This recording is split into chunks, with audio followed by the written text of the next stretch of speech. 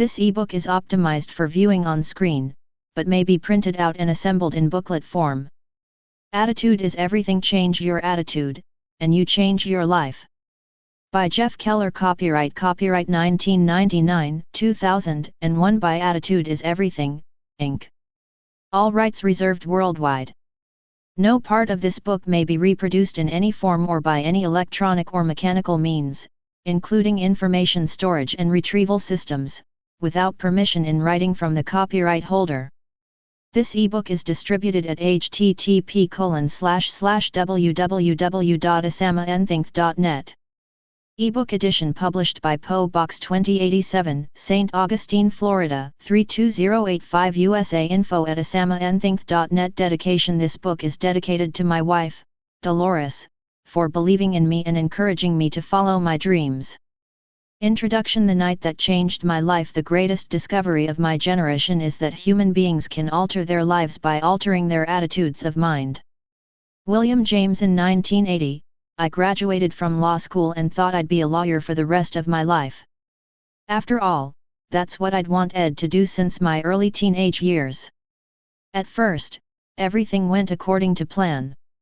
After lots of studying that summer, I passed the bar examination and was admitted to practice law in New York. My personal life was also on the upswing. In early 1981, I married Dolores, a law school classmate. I was on my way to much success and happiness. Or so I thought. But, after practicing law for a few years, I realized I wasn't happy at all. Sure, there were some things I liked about being a lawyer. I enjoyed helping people resolve their disputes, especially when I could save them the agony of lengthy attitude is everything court proceedings. Yet, there were so many things about being an attorney that I disliked and that just seemed to drain the life out of me. Mounds and mounds of tedious paperwork and motions to be filed. Constant delays and postponements. It was not uncommon for a trial to be postponed 10 times. I dreaded going to work. I continued to grind out the work but grew more and more dissatisfied as an attorney. I was frustrated and very depressed. To put it bluntly, I didn't like my life, and saw no way that things were going to improve.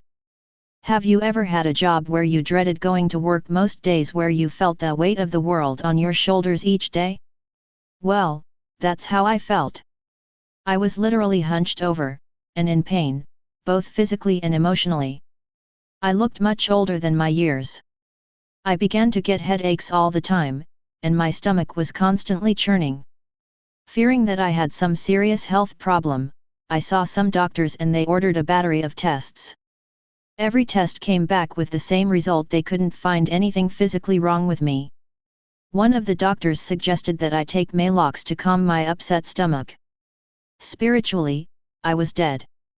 Nothing in my life had much meaning.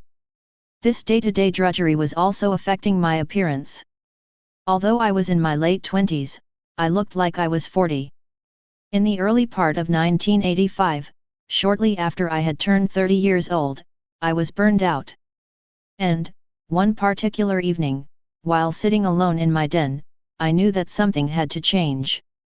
Not knowing what to do, I simply said out loud, "There's got to be more to my life than this, there's got to be more than this misery and unhappiness." Help comes from an unlikely source. Later that night, I was watching TV in the den. It was 5 Attitude is Everything around 1 a.m., and my wife, Dolores, had already gone to bed. But I was feeling so down I couldn't sleep. I channel surfed looking for something to occupy my time. I tuned into, of all things, an infomercial. Normally, I would have changed that channel in a fraction of a second, but for some reason, I listened. The product being peddled was called the Mental Bank and was endorsed by actress Florence Henderson of Brady Bunch fame. The Mental Bank was a home study course that explained how everything we achieve in life is based upon our subconscious beliefs. I felt so desperate at that point that I decided to go for it. I pulled out my credit card and ordered the program. That night in my den was the turning point of my life. By the way, when I sheepishly told Dolores what I had done a day or two later, she was shocked. "You did what?" she asked in amazement. It's not that she objected to the purchase, it was just so out of character for me to buy something like that on impulse, and worse yet, from a TV infomercial. Several days later, the mental bank program arrived at my doorstep. And I was fascinated and excited to begin learning how our thoughts determine the quality of our lives. Prior to that time, I had never heard these ideas. Unfortunately, they don't teach you this stuff in school. The mental bank program spurred me to seek out other motivational resources. I began to read books by Napoleon Hill, Og Mandino, Norman Vincent Peale and Robert Schuller. I started reading the Bible on a regular basis. And I eagerly listened to inspiring audio cassette programs by Zig Ziglar, Earl Nightingale, and many others. I felt like a person who had wandered for days in the desert with a parched throat, and then suddenly found a stream of attitude is everything. 6 You are not what you think you are, but what you think you are. Dr. Norman Vincent Peale Water. Now, I can't tell you that everything in my life changed overnight, because it didn't happen that way. But, from the moment I began to change from a negative attitude to a positive attitude, I started to get significant results. I felt better. I had more energy. And I started to achieve goals that I would never have accomplished before, all because of a change in my attitude. I'm also happy to report that when people now ask how old I am, and I say 44, they invariably reply, "You look so much younger." It's all in the attitude. From lawyer to motivational speaker, I continued my self-study program in my spare time, while I worked full-time as a lawyer. The positive thinking was helping my attitude at work, but I felt a passion for my hobby that I never felt for my work, and I dreamed about the day I could walk away from my job. In 1989, after 4 years of intensive research about attitude and motivational concepts, I agreed to present some adult education seminars in the evenings at a local high school. I was to be paid $30 for each 2-hour class. Not the kind of money that lets you quit your day job. As I stood in front of the class to start my first seminar, I was petrified. My heart was pounding and I was sweating. But somehow I managed to muster the courage to just do it.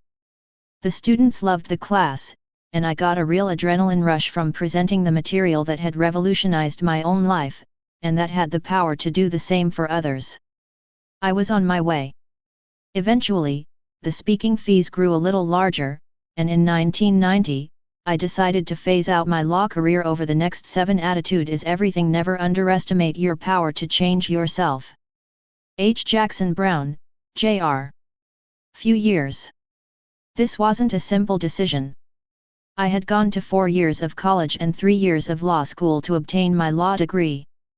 On top of that, I had spent 10 years of my life as a practicing lawyer. When you have that much invested in a career, it's not so easy to walk away. Then, of course, there was the money issue. As a lawyer, I was on track to earn $100,000 in a few years, and I'd be earning that much and more for the rest of my professional career. Taking a stand. Although I was earning a little more income from my new hobby, I realized that I'd have startup expenses in launching my new enterprise. Fortunately, Dolores and I had saved some money over the years.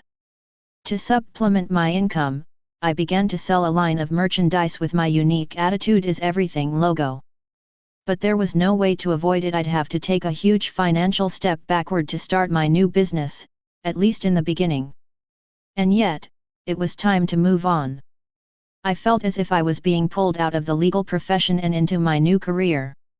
Whenever I spoke to an audience or wrote a motivational essay, I was so invigorated and full of life. I knew that's where I belonged. So, I made a gradual transition, working 4 days a week as a lawyer, then 3 days a week, and then 2 days a week, until, in 1992, I began working full-time as a motivational speaker and writer. Trust me, my mother wasn't thrilled when I told her that I was giving up the practice of law to speak about attitude. After all, it doesn't carry the prestige of saying my son is a lawyer. But these are issues you have to deal with when you attitude is everything. A positive attitude is a person's passport to a better tomorrow. Unknown. Take a stand in life. You have to face the fact that some people will disapprove of your decision. I also learned that you often have to let go of some things in your life and take a few steps backward before you can move forward in a new direction. Part of the price I had to pay was giving up the money, prestige, and security of my legal career. By the way, as it turned out, my mother became very supportive of my new career, especially when she saw that I was making progress and that I really enjoyed my work. Why am I telling you all this about my career transition? It's not to impress you with what I've done. Believe me, I've made plenty of blunders and mistakes along the way. I'm sharing my story because I want you to know how drastically my life changed and how much better it got when I made a change in my attitude. Proof positive that, indeed, attitude is everything. How you'll benefit from this book. Some final thoughts before we launch right into this material. This book can help you, no matter how positive or negative you are right now. If you're negative, don't despair. You can use these concepts to develop and maintain a positive attitude, and to achieve incredible breakthroughs in your life.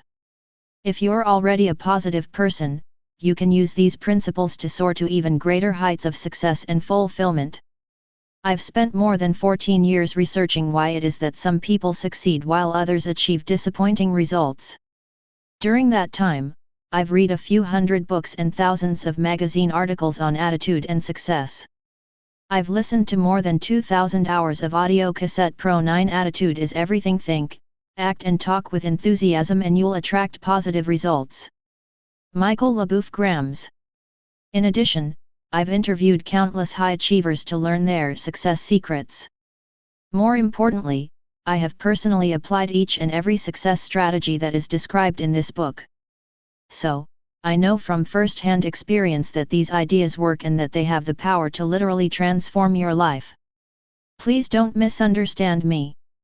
I don't claim to be a know-it-all on these subjects. Far from it. I consider myself a work in progress and I continue to learn every day. However, I know what it's like to have a negative attitude, because that's the kind of attitude I had for the first 30 years of my life. I know what it's like to doubt yourself and your abilities, because that's what I did for 30 years. All of the positive changes that I've made in my life are the result of practicing the principles you'll read about in this book. Think. Speak. Act. This book is conveniently divided into 3 parts, and each part contains a series of lessons. So, if you ever need reinforcement in a particular area, it will be easy for you to turn to that lesson and reread it. In Part 1, Success Begins in the Mind, we'll be focusing on the power of attitude and belief to shape your destiny. You'll learn how your success initially depends on the way that you think. In Part 2, Watch Your Words, we'll concentrate on the way that you speak, how your attitude is reflected in your words, and how positive language can help to propel you toward your goals. In Part 3, Heaven Helps Those Who Act, we'll cover the final leg of our journey. Even if you think positively, and speak positively, you won't achieve your dreams until you act. You can't sit back and just expect success to pay you a visit. In this section, you'll learn the action steps that will turn your dreams into reality. When you think, speak, and act in ways that support your success, you're firing on all cylinders, and on the way to achieving phenomenal results in your life. Attitude is everything. 10 Part 1 Success Begins in the Mind. Success is a state of mind. If you want success, start thinking of yourself as a success. Dr. Joyce Brothers. Attitude is everything. 9 Lesson 1 Your attitude is your window to the world. Better keep yourself clean and bright, you are the window through which you must see the world. George Bernard Shaw. It was just after 1 p.m. and Sarah was getting hungry. She had put in a few productive hours of work at her desk and decided to get a bite to eat at a nearby coffee shop. A few minutes later, Sam walked into the coffee shop. He, too, was on his lunch break. Sam sat down at a table a few feet away from Sarah. The same waitress served Sarah and Sam that afternoon. Each customer waited about the same amount of time before the waitress took the order. Each of them received their meal around the same time. Each of them was served well-prepared, wholesome food. And each waited. The attitude is everything. 11 Same amount of time for the waitress to deliver the check. But that's where the similarities ended. Sarah had walked into the coffee shop with a smile, a spring in her step and a very positive outlook on the world. It was plain for everyone to see. Her body language and her posture reflected her optimism. Sarah had a delightful lunch, exchanged some pleasant conversation with the waitress, and went back to work with a recharged battery. Sam, on the other hand, had entered the coffee shop with a scowl on his face. He looked like he'd been sucking on sour pickles all morning. He was hunched over and tense. His body language cried out, "Stay away from me." He was annoyed when the waitress didn't take his order immediately. He was annoyed at how long it took for his meal to arrive. He complained about the food, and was furious when he didn't get his check right away. Why did Sarah and Sam have such different experiences in the coffee shop? Remember that each was treated in exactly the same way. It comes down to this: Sarah sees the world with a positive attitude. Sam sees the world with a negative attitude. A definition of attitude: think of your attitude as the mental filter through which you experience the world. Some people see the world through the filter of optimism, the glass being half full, while others see life through a filter of pessimism, the glass being half empty. Let me give you some examples to explain the difference between a positive attitude and a negative attitude. The person with the negative attitude thinks I can't. The person with the positive attitude thinks I can. 13. Attitude is everything. Attitudes are a secret power working 24 hours a day, for good or bad. Unknown. The person with the negative attitude dwells on problems. The person with the positive attitude concentrates on solutions. The person with the negative attitude finds fault with others. The person with the positive attitude looks for the good in others. The person with the negative attitude focuses on what's missing. The person with the positive attitude counts his or her blessings. The person with the negative attitude sees limitations. The person with the positive attitude sees possibilities. I could go on and on with examples, but I'm sure you get the idea. When I talk to audiences about attitude, I often like to use word pictures. They help people to understand and remember what I said. Let me paint this picture for you. Your attitude is your window to the world. Everyone starts with a clean mental window. Let's take a few moments to discuss why I say that your attitude is your window to the world. We all start out in life with a good attitude, or, should I say, a clean mental window. Just watch young children. They're always laughing and giggling. They have a sunny disposition. They love to explore new things. Consider the attitude of a child who's learning to walk. When he stumbles and falls down, what does he do? I'll tell you what he doesn't do. He doesn't frown or blame the carpet. He doesn't point fingers at his mother or father for giving him lousy instructions. He doesn't quit. Oh, no. Attitude is everything. 14. You can't always control circumstances. But you can control your own thoughts. Charles Popplestone smiles, gets up again and makes another attempt. And another. He keeps going for weeks and weeks with a positive attitude until he gets it right. His window is squeaky clean, and he feels like he can conquer the world. But as you know, there comes a point where life starts throwing some dirt at our windows. And here's what happens: our windows get splattered by criticism from parents and teachers. Our windows get smudged by ridicule from peers. Our windows get smeared by rejection. Our windows get soiled by disappointments. Our windows get clouded by doubt. The problem is, the dirt keeps building up, and all too many people do nothing about it. They continue to go through life with a filthy window. They lose their enthusiasm. They get frustrated and depressed. And most tragically, they give up on their dreams, all because they failed to clean their attitude window. That's the road I was traveling down. I had a dirty window when I was an attorney. And the longer I stayed in that field, the filthier my window got. I saw no possibilities. How could I? My window was splattered with the mud of negativity. Wash your window. But then, by the grace of God, I learned that all I had to do was clean off my window. I had to improve my attitude so I could see the world clearly again. After I removed the grime from my window, a whole new world opened up for me. The frustration and depression lifted. I had more confidence. For the first time in many years, I could see the magnificent possibilities that life had to offer.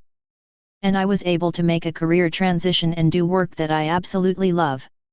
When you really think about it, I'm in the business of helping people to clean off their windows to get a better attitude. 15 Attitude is everything. Do you see what I mean when I say that attitude is your window to the world? Can you appreciate how your attitude affects the way you see everything in your life? More importantly, are you beginning to see those areas where your window needs to be washed? You control your attitude. It's your job to keep your window clean. Sure, I can give you a little encouragement. And other people can encourage you, too.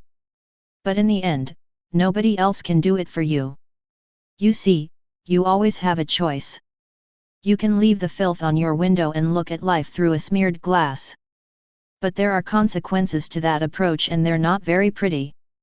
You'll go through life negative and frustrated. You'll be unhappy. You'll achieve only a fraction of what you're capable of achieving. There's a better way. When you choose to take out your squeegee and clean your window, life will be brighter and sunnier. You'll be healthier and happier. You'll set some ambitious goals, and begin to achieve them. Your dreams will come alive again. Still doubting whether you really have the power to change your attitude? Perhaps you're thinking, Jeff, that's easy for you to say. Your attitude wouldn't be so good if you had my problems. Granted, some really devastating things may have happened to you. You may have endured much suffering. Perhaps you're going through some tough times right now. But, even under the worst circumstances, I still contend that you have the power to choose your attitude. I'm not saying it's easy. But the fact remains, the choice is yours. Let me tell you about a man who is well qualified to speak on the subject of attitude. His name is Dr. Victor. Attitude is everything. 16 There is nothing either good or bad, but thinking makes it so. William Shakespeare Frankl, and he went through hell on earth and managed not only to survive, but to inspire millions of people. You see, Viktor Frankl endured years of horror as a prisoner in the Nazi death camps. To make matters worse, his father, mother, brother and his wife died in camps or were killed in gas chambers. Every day, Frankl and the other prisoners suffered from hunger, cold and brutality. Can a person control his or her attitude in a situation like that? Here's what Dr. Frankl had to say about the importance of attitude in his best-selling book, Man's Search for Meaning. Everything can be taken from a man but one thing, the last of the human freedoms, to choose one's attitude in any given set of circumstances, to choose one's own way, even though conditions such as lack of sleep, insufficient food, and various mental stresses may suggest that the inmates were bound to react in certain ways. In the final analysis it becomes clear that the sort of person the prisoner became was the result of an inner decision, and not the result of camp influences alone. Now, if Dr. Frankl and the other prisoners had the ability to choose their attitudes in the face of such unspeakable suffering, who are we to claim that we cannot take control of our attitudes? As Hugh Downs has said, a happy person is not a person in a certain set of circumstances, but rather a person with a certain set of attitudes. That's a powerful statement, and it's the truth. When it's all said and done, you, and you alone, control your attitude. Attitude and success. Okay, let's say you clean off your window and develop a 17 attitude is everything. A happy person is not a person in a certain set of circumstances, but rather a person with a certain set of attitudes. Hugh Downs. Positive attitude. You're smiling. You sit home and think positive thoughts. Will that alone lead you to outrageous success and the realization of your fondest dreams? No, it won't, because there's more to success than just having a great attitude. To maximize your potential and achieve your goals, you need to apply certain time-honored principles of success that have helped millions of people to achieve extraordinary results. And they'll do the same for you. In the next 11 lessons of this book, I'll be taking you through these success principles, step by step. You'll learn about confronting your fears, overcoming adversity, harnessing the power of commitment and much, much more. You'll get the information and inspiration you need to start living the life you've always dreamed about. Still, you may be wondering, what do these success principles have to do with attitude? In a word, everything. That's why I say attitude is everything. Without a positive attitude, you can't activate the other principles. Your success in life begins and ends with your attitude. It's only when you clean your attitude window that the other success principles can shine through.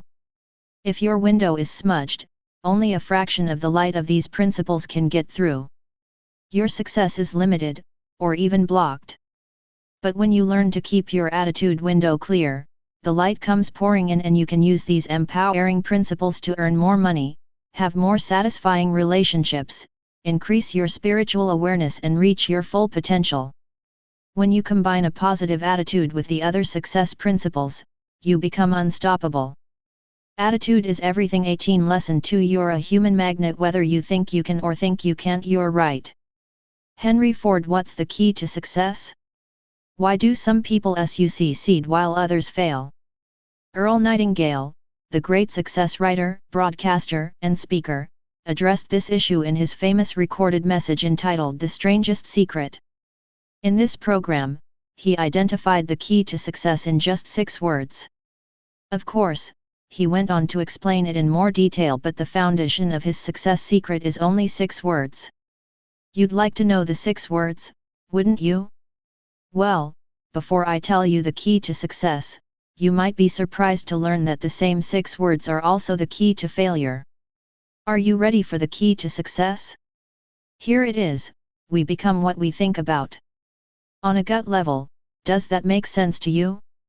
In his research on the subject, Nightingale found that all attitude is everything. 19 of the great writers, philosophers, and religious leaders have agreed that our thoughts determine our actions. Here are the observations of a few great thinkers on this very point. Napoleon Hill said, "What the mind can conceive and believe, the mind can achieve." The Bible contains numerous references to thinking, including these: "According to your faith be it unto you." Matthew 9:29, "As a man thinketh in his heart, so is he." Proverbs 23:7, "If you can believe, all things are possible." Mark 9:23, Ralph Waldo Emerson put it this way: "A man is what he thinks about all day long." Robert Collier offered this insight: "There is nothing on earth you cannot have once you have mentally accepted the fact that you can have it." And finally, there are the well-known words of Henry Ford, who said, "Whether you think you can or think you can't, you're right." How this principle works: let's examine this concept a little further, that we become what we think about. Here's how it works. If you constantly think about a particular goal, then you'll take steps to move toward that goal. Let's say that someone, whom we'll call Fred, thinks he's capable of earning $30,000 per year. Like a human magnet, Fred will attract those employment opportunities that will move him in that direction. As long as Fred clings to that thought, he'll reach his goal of earning $30,000 per year. Now, what if Fred begins to think, "Hey, I'd like to earn more money to meet the growing needs of my family. I want to earn $50,000. Will Fred's income increase? It depends. Just how strong is Fred's belief that he can? 20 Attitude is everything. Nurture your mind with great thoughts. Benjamin Disraeli earn $50,000? It's quite possible that Fred would like to earn $50,000, but he doesn't believe that he's really capable of earning that amount. In that case, Fred will not reach his income goal of $50,000. If, on the other hand, Fred continually thinks about earning the higher income, and believes in his ability to achieve that goal, he will, in fact, increase his income to $50,000. As you might expect, this concept is not limited to Monday-atory goals. Suppose you're shooting a round of 95 on the golf course right now. By concentrating on bringing that score down to 85, and by truly believing in your ability to do so, you'll begin to take steps to move toward that goal. You may take lessons. You may practice more. But in the end, you'll bring your score down and reach your objective. Dominant thoughts rule the day. The idea that we become what we think about has also been expressed as the law of dominant thought. This means that there's a power within each of us that propels us in the direction of our current dominant thoughts. The key word here is dominant. You can't expect positive results when you spend 10 seconds a day thinking positively, and the remaining 16 waking hours dwelling on negative outcomes. Here's the bottom line. A little positive thinking doesn't produce positive results. Just like a little bit of a diet does NT work. It's like trying to lose weight by eating a healthy, low-calorie breakfast, and then pigging out on cake and ice cream for the rest of the day. The same is true of exercise. You can't do a few minutes of exercise once a week and expect to be physically fit. Look at positive thinking in the same way. A little bit just doesn't get the job done. Instead, you must take control of your mental activity and think positively throughout each and every day until it becomes a habit. Remember, it has to be your dominant thought pattern. Attitude is everything. 21. Take a moment to consider your dominant thoughts in the major areas of your life. Are they serving you, or holding you back? Attitude adjustment leads to real estate ownership. Let me share a personal example to demonstrate the power of our thoughts. In the 1970s and early 1980s, I observed many people in my area, Long Island, New York, who were making a lot of money by purchasing homes for investment purposes and renting them out. The homes were appreciating in value considerably each year. Sure, there were the usual headaches of having to deal with tenant problems, but the return these investors were getting was incredible. Well, I kept thinking that I should start buying some investment homes. But I never took any action because I continued to doubt myself. My thinking was dominated by all of the things that could go wrong. Simply put, I had a lousy attitude. And with a negative attitude, is it any wonder that I never took the first step? However, after I started reading books and listening to tapes on the power of attitude and belief, I decided to change my attitude about real estate investment. In the summer of 1986, I decided that before the end of that year I would purchase 2 investment homes. This time, I wasn't going to allow any negative thoughts to creep into my mind. For 6 months, I focused my thinking on one thing: owning 2 investment homes. I wrote down my goals several times each day and referred to them often. I believed, at the deepest level of my being, that I'd own 2 homes before the end of the year. In the evenings and on weekends, I went with real estate agents to look at homes. I personally visited about 100 homes and researched HUN 22. Attitude is everything. They can because they think they can. Virgil dreads of others. In the fall of 1986, I purchased an investment property. What a great feeling of accomplishment to do something that I wouldn't allow myself to do before. But I still had work to do. And on December 29, just 2 days before the end of the year, I reached my goal and bought the SEC-owned investment home. As I look back at why I was able to purchase the real estate in 1986, while I couldn't do it in the years before then, the answer is clear. In 1986, I believed that I could do it. I had an unshakable positive attitude that propelled me forward to reach my goal. This entire experience was tremendously valuable to me. In fact, it was priceless, because it taught me that you can achieve your goal when you believe in yourself and keep your thoughts focused on the positive. Attitude vs action. I've been talking a lot about thinking, and you might be wondering where action fits into this process. It's true that you don't get results without action, but recognize that thought precedes action. I always knew the actions that I'd have to take to buy those investment properties: contact realtors, visit properties, review newspaper listings, and so on. But I never took the first step as long as I had a negative attitude. The instant I changed my attitude, I felt compelled to take action, and nothing was going to stop me. That's why a positive belief system is the starting point for the achievement of any goal. When your dominant belief is that you can achieve your goal, you begin taking the actions necessary to move in that direction.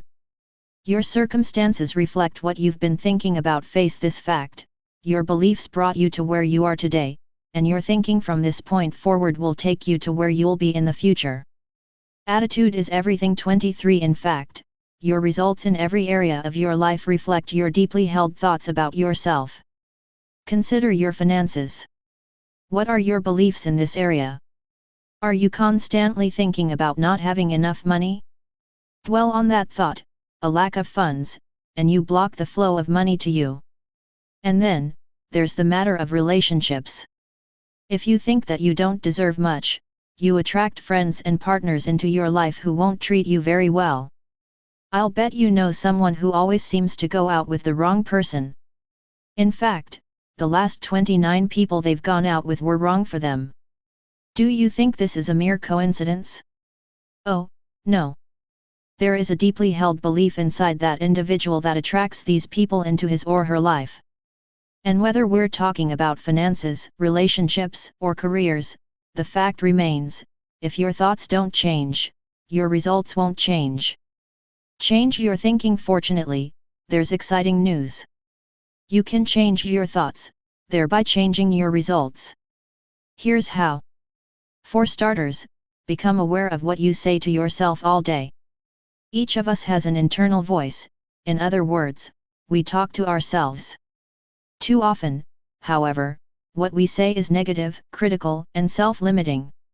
Perhaps you find yourself thinking, I can't do this, or I always mess things up. These thoughts work against you. Instead, repeat to yourself that you can and will accomplish your goal. As we'll discuss more fully in part 2 of this book, it's also important to become aware of the words you use on a regular basis. For example, do you put yourself down or talk about the things you could never have or achieve? Your mind hears every word you speak and, like a MAG-24 attitude, is everything what we sincerely believe regarding ourselves is true for us. Orison Swett Martin net, you'll ultimately attract the events and circumstances that correspond to your dominant beliefs. So, make sure to use positive words about yourself and your goals. Repetition is the key. Here are 2 more action steps to help you become more positive and get the results you want. Step 1. Every day, read some positive, uplifting literature. Find 15 to 30 minutes in the morning to do this, and it's also a good idea to do some reading right before bed. There are literally thousands of motivational books and articles to choose from. Read whatever speaks to you. It could be the Bible or other spiritual material, or perhaps inspiring biographies. You'll find a wide selection of success books in the psychology and self-improvement section of any bookstore or library, so check them out. Step 2. Every day, listen to motivational cassette tapes. You can listen to audio tapes in your car while commuting, at home, or during your exercise routine. The key is repetition. When you hear these messages over and over, they become part of you and you begin to implement them to improve your life. The tapes will get you thinking about your attitude and other success principles on a daily basis. Of course, cassette tapes are not a substitute for action. It's up to you to put these ideas to work. So, if you read something positive and listen to motivational cassette tapes every day, it will make a phenomenal difference in your life. I can tell you from personal experience that these techniques work if you have the discipline. Attitude is everything. 25 Nobody succeeds beyond his or her wildest expectations unless he or she begins with some wild expectations. Ralph Carroll. To stick with them. The lesson I've learned is this: change your thinking and you change your life. You will become what you think about. Don't count on overnight success. Before concluding, I'd like to clarify a few things about positive thinking and the power of our thoughts. First of all, positive thinking doesn't mean that you'll achieve your goals overnight. It's not as if you start thinking about making more money and the next morning you wake up and find a stack of dollar bills at your bedside. Not by a long shot. Success requires effort, commitment, and patience. And secondly, positive thinking doesn't mean you won't have any more problems. Believe me, you'll have plenty of setbacks along the way. However, if you continue to believe in yourself, take action and persist, you'll overcome those obstacles. Remember, you are constantly moving in the direction of your dominant thoughts. Everything you achieve in your lifetime flows from your thoughts and beliefs. Negative thinking yields negative results, and positive thinking produces positive results. Keep your attitude window clean and bright so that the positive thoughts can come shining through. It simply makes no sense to think negative thoughts, unless you want to get negative results. And I know you don't want that to happen. So, from this point forward, choose your thoughts wisely and use this powerful principle to get fantastic results in your life. 26 Attitude is Everything. Lesson 3 Picture your way to success. You must first clearly see a thing in your mind before you can do it. Alex Morrison. In a recent television interview, singer Celine Dion was asked if she ever dreamed at the start of her career that someday she'd sell millions of records and be on tour, singing in front of tens of thousands of people each week. The singer replied that none of this surprised her, as she had pictured the whole thing since she was 5 years old. She was not bragging, and has worked unbelievably hard to earn every bit of her success. What she learned at an early age was her ability to tap into the power of holding a vivid, powerful image, to picture the star she wanted to become. World-class athletes also incorporate the power of imagery to reinforce in their mind exactly how they want to perform. Whether it's a figure skater completing a difficult jump, a tennis pro acing his opponent with a perfect serve, or a golfer driving the ball long and straight down, attitude is everything. 27 The fairway. Many top competitors mentally envision a successful outcome before actually achieving it in the real world. Visualization, however, is not something reserved solely for singers, athletes, or movie stars. In fact, it's something you've used since childhood to create the circumstances of your own life. Let me clarify what I mean. Visualization is often described as movies of the mind, inner pictures or images. We all store pictures in our minds about the type of relationships we deserve, the degree of success we'll attain at work, the extent of our leadership ability, the amount of money we'll earn and accumulate, and so on. Mental movies from childhood. Where do these pictures come from? Well, we begin to develop our mental movies early in life. If we were criticized or felt unworthy as youngsters, we record the events, and the feelings associated with those events, as images in our minds. Because we frequently dwell on these pictures, both consciously and subconsciously, we tend to create life situations that correspond to the original image. For example, you may still hold a vibrant image of being criticized by a teacher in elementary school. You felt humiliated in front of the whole class. Later on, when you were tempted to offer your opinion in school or in a group of people, you held back and kept quiet, all the while remembering, even if only on a subconscious level, how painful it was when you were criticized. The picture remains in your mind and exerts tremendous influence over your present actions. Unfortunately, many of us have not updated or revised our childhood movies, so we're continually producing results that fall short of our full potential. What follows are 28 Attitude is everything. Imagination is more important than knowledge. Albert Einstein. Some techniques for using the power of visualization to improve virtually every aspect of your life. Take responsibility for your own movies. Not all mental pictures can be traced to your childhood. You're constantly generating mental movies based on your relationships, career experiences, and other events. No matter what the source of your mental images, there's one point that I want to drive home: you and only you are in control of your own movies. Let's try a short experiment.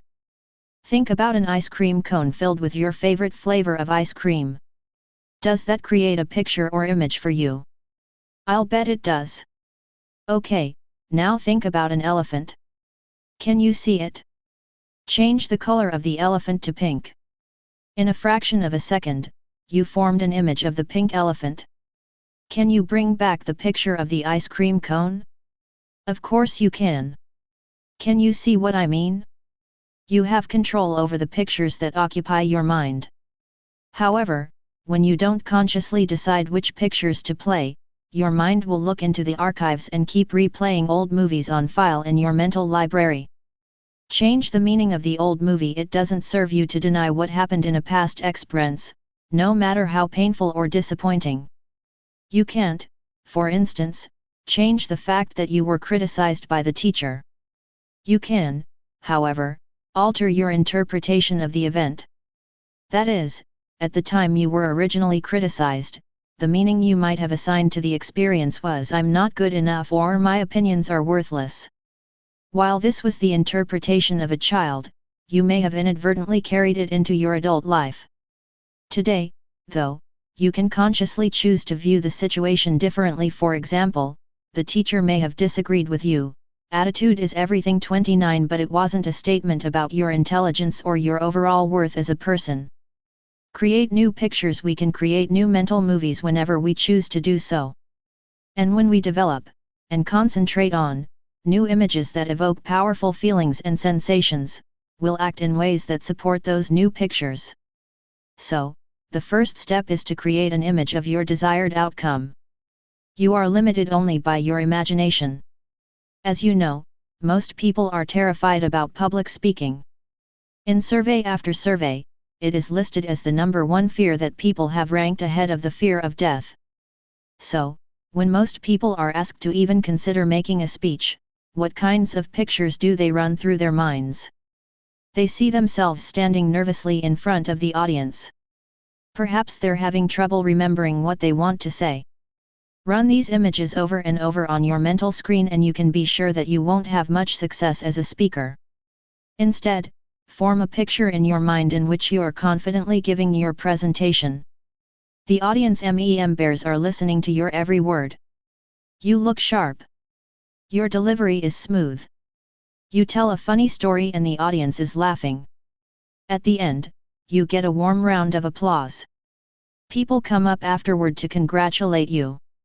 Do you see how these kinds of mental images can help you to become a better speaker? Recognize, however, that the pictures in your mind are not fulfilled overnight.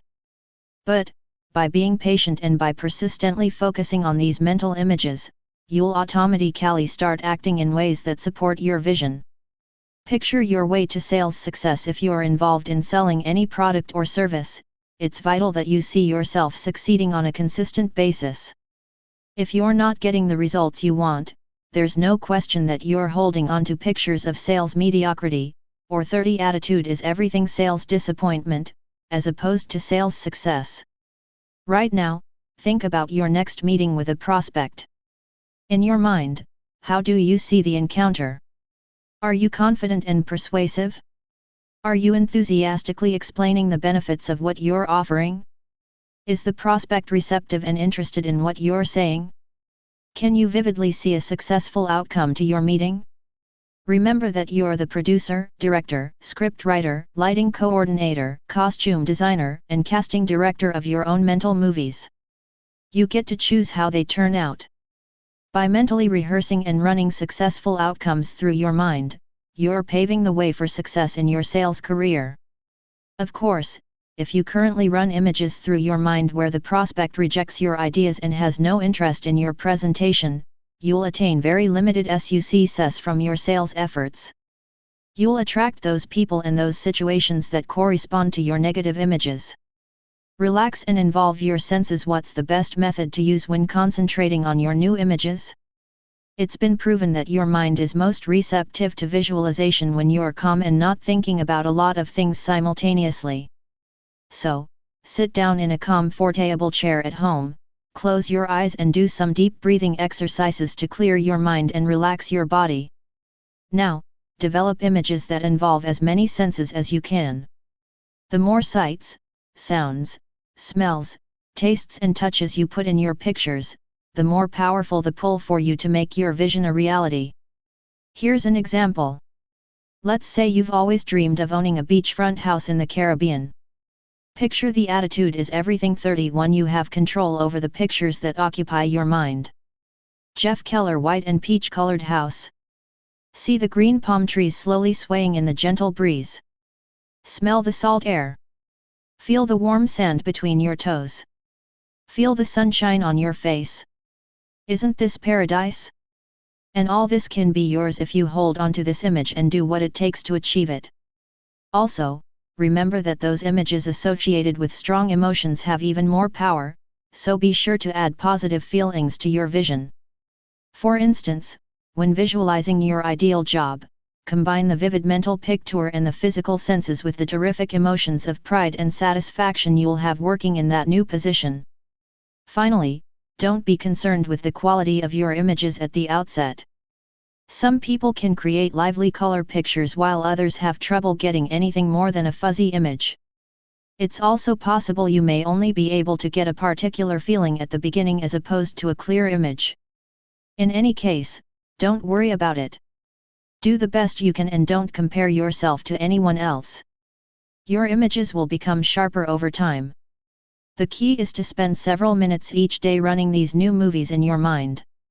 Write a check to yourself. It's extremely powerful to formulate images of successful outcomes and to run them through your mind. But, there's another technique you can use to accelerate your success. You can create visual aids to move you toward what you want.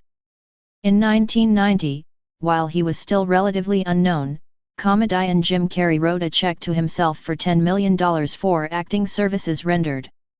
The check was post-dated Thanksgiving 1995.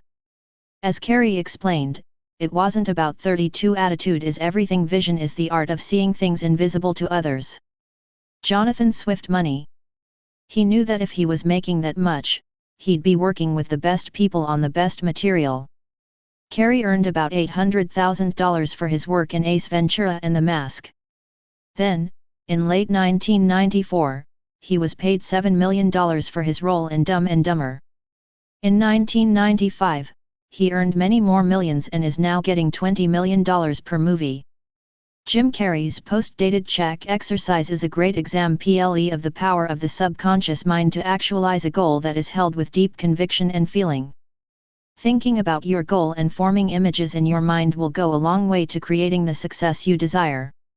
However, when you also use a tangible representation of your goal, such as a check, your chances of success are even greater. Now, I'm not sharing this example simply because it's an interesting story about Jim Carrey. This same technique can work for you, too.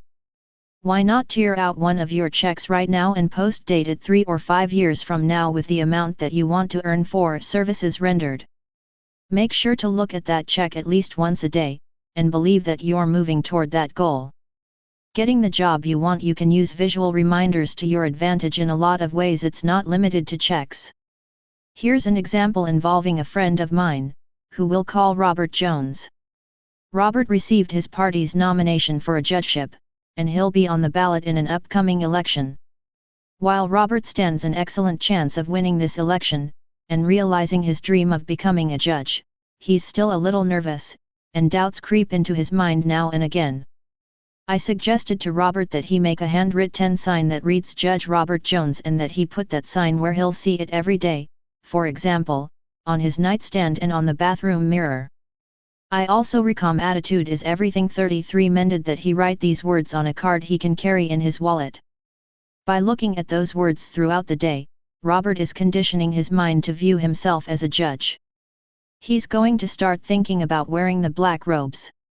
He'll see everyone rise as he enters the courtroom.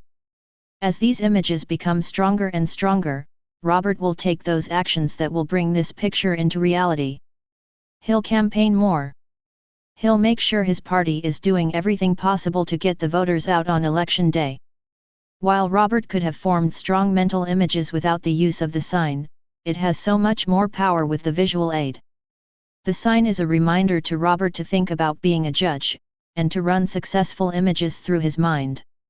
Of course, there are no guarantees that this will work for Robert or that it will always work for you.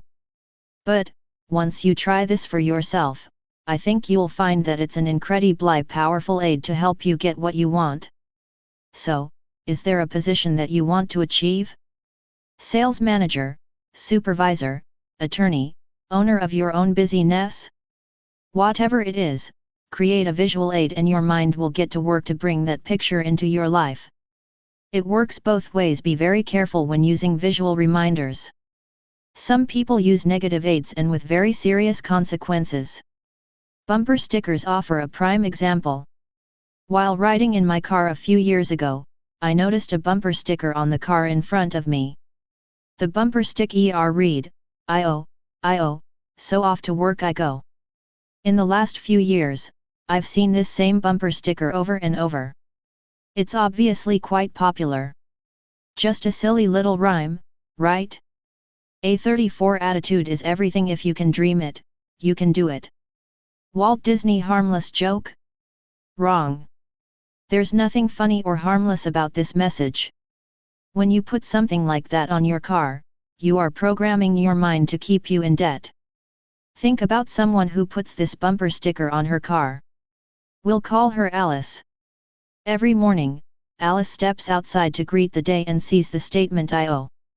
When it's time to leave work, she goes back to her car and sees "I owe." This idea will become embedded in her subconscious mind. She'll form mental pictures associated with being in debt. And, if you recall lesson 2, Alice will always attract what she thinks about most. In this case, she will attract lots and lots of debt. If you ask Alice why she never has enough money, she'll say that she has bad luck. The truth is, Alice is careless about what goes into her mind. The harmless little bumper sticker of today becomes your reality tomorrow. Alice is a perfect example of someone throwing more mud on an already dirty attitude window. If attitude is everything, then Alice's predominant attitude is "I'm a debtor." With an attitude like that, what do you think her future will bring? Prosperity, or more debt? We both know the answer to that question. Lights, camera, action. Well, there you have it, some suggestions for creating and benefiting from your own mental movies. Remember, if you don't take control and develop your own movies, you'll continue to replay the old ones. If the old movies are serving you, that's great. But if they're holding you back in any way, get started today and use the incredible power of your mind to picture your way to greater success.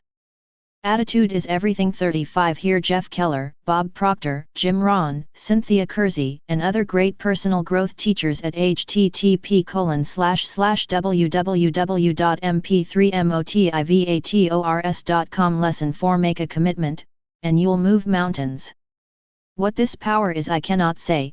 All I know is that it exists, and it becomes available only when a man is in that state of mind in which he knows exactly what he wants and is fully determined not to quit until he finds it. Alexander Graham Bell. I used to think I knew what commitment and persistence meant. Trying hard. Making a lot of attempts. However, I didn't grasp the true meaning of these concepts until I read a small paperback book entitled The Ultimate Secret to Getting Absolutely Everything You Want, by Mike Hernacki. Commitment is the essence of the ultimate secret. According to the author, the key to getting what you want is the willingness to do whatever it takes to accomplish your objective. Now, before your mind jumps to conclusions, let me add that in saying whatever it takes, I exclude all actions which are illegal, unethical, or which harm other people. So, exactly what do I mean by this willingness? It's a attitude is everything. 37 Mental attitude that says, if it takes 5 steps to reach my goal, I'll take those 5 steps. If it takes 55 steps to reach my goal, I'll take those 55 steps. If it takes 155 steps to reach my goal, I'll take those 155 steps. Of course, at the outset, you usually won't know exactly how many steps will be required to reach your goal. This doesn't matter.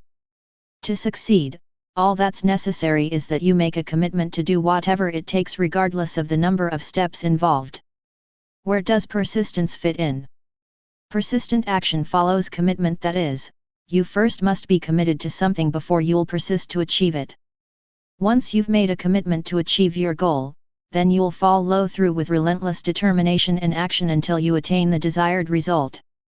The magic of commitment: when you make a commitment and are willing to do whatever it takes, you begin to attract the people and circumstances necessary to accomplish your goal. For instance, once you devote yourself to becoming, say, a best-selling author, you might suddenly bump into a literary agent or discover a television program offering advice on this very topic. It's not as if these resources never existed before. It's just that your mind never focused on finding them. Once you commit yourself to something, you create a mental picture of what it would be like to achieve it. Then, your mind immediately goes to work, like a magnet, attracting events and circumstances that will help bring your picture into reality. It's important to realize, however, that this is not an overnight process. you must be active and seize the opportunities as they appear. The magic which flows from commitment has never been more eloquently or more accurately described than in the following words by W. H. Murray: until one is committed there is hesitancy, the chance to draw 38 attitude is everything back, always ineffectiveness. Concerning all acts of initiative and creation, there is one elementary truth, the ignorance of which kills countless ideas and splendid plans, that the moment one definitely commits oneself, then Providence moves, too. All sorts of things occur to help one that would otherwise never have occurred. A whole stream of events issues from the decision, raising in one's favor all manner of unforeseen incidents and meetings and material assistance, which no man could have dreamt would have come his way. Doors will open. Here's another miraculous feature of the power of commitment: you don't have to know at the outset how to achieve your goal. Sure, you'll be better off if you have a plan of attack, but it's not essential that every step be mapped out in advance. In fact, when you have the willingness to do whatever it takes, the right steps are often suddenly revealed to you. You'll meet people you never could have planned to meet. Doors will unexpectedly open for you. It might seem like luck or good fortune is smiling on you. In truth, you'll have created these positive events by making a commitment and, thus, instructing your mind to look for them. Here's an example of how a door unexpectedly opened for me. In 1989, I started writing motivational articles. I'd learned about the power of a positive attitude and the other success principles, and I was committed to sharing this information with others who could benefit from it. But I had no idea where to start. Do I send my articles to newspapers, submit them to magazines, write my own book? The first thing I did was submit an article to a local newsletter for people involved in training and human resources. That article was printed in the summer of 1990. Attitude is everything. 39 Effort only fully releases its reward after a person refuses to quit. Napoleon Hill. A few months later, I got a phone call from a gentleman named Stuart Kamen, a freelance writer who also worked with businesses to produce newsletters. Stuart said he'd seen my article while visiting the home of his best friend and was very impressed with it. Then he asked me, "Have you ever thought of writing a newsletter?" Quite frankly, I hadn't thought of doing my own newsletter. We arranged a meeting and Stuart explained how we could work together to produce a newsletter that would make these self-development concepts available to thousands of people. About 1 month later, the first issue of Attitude is Everything newsletter was published. And we've been going strong for more than 9 years and have reached hundreds of thousands of people with this life-changing information. How did it all happen? I was committed to sharing these principles with others. I had a positive attitude. I started writing.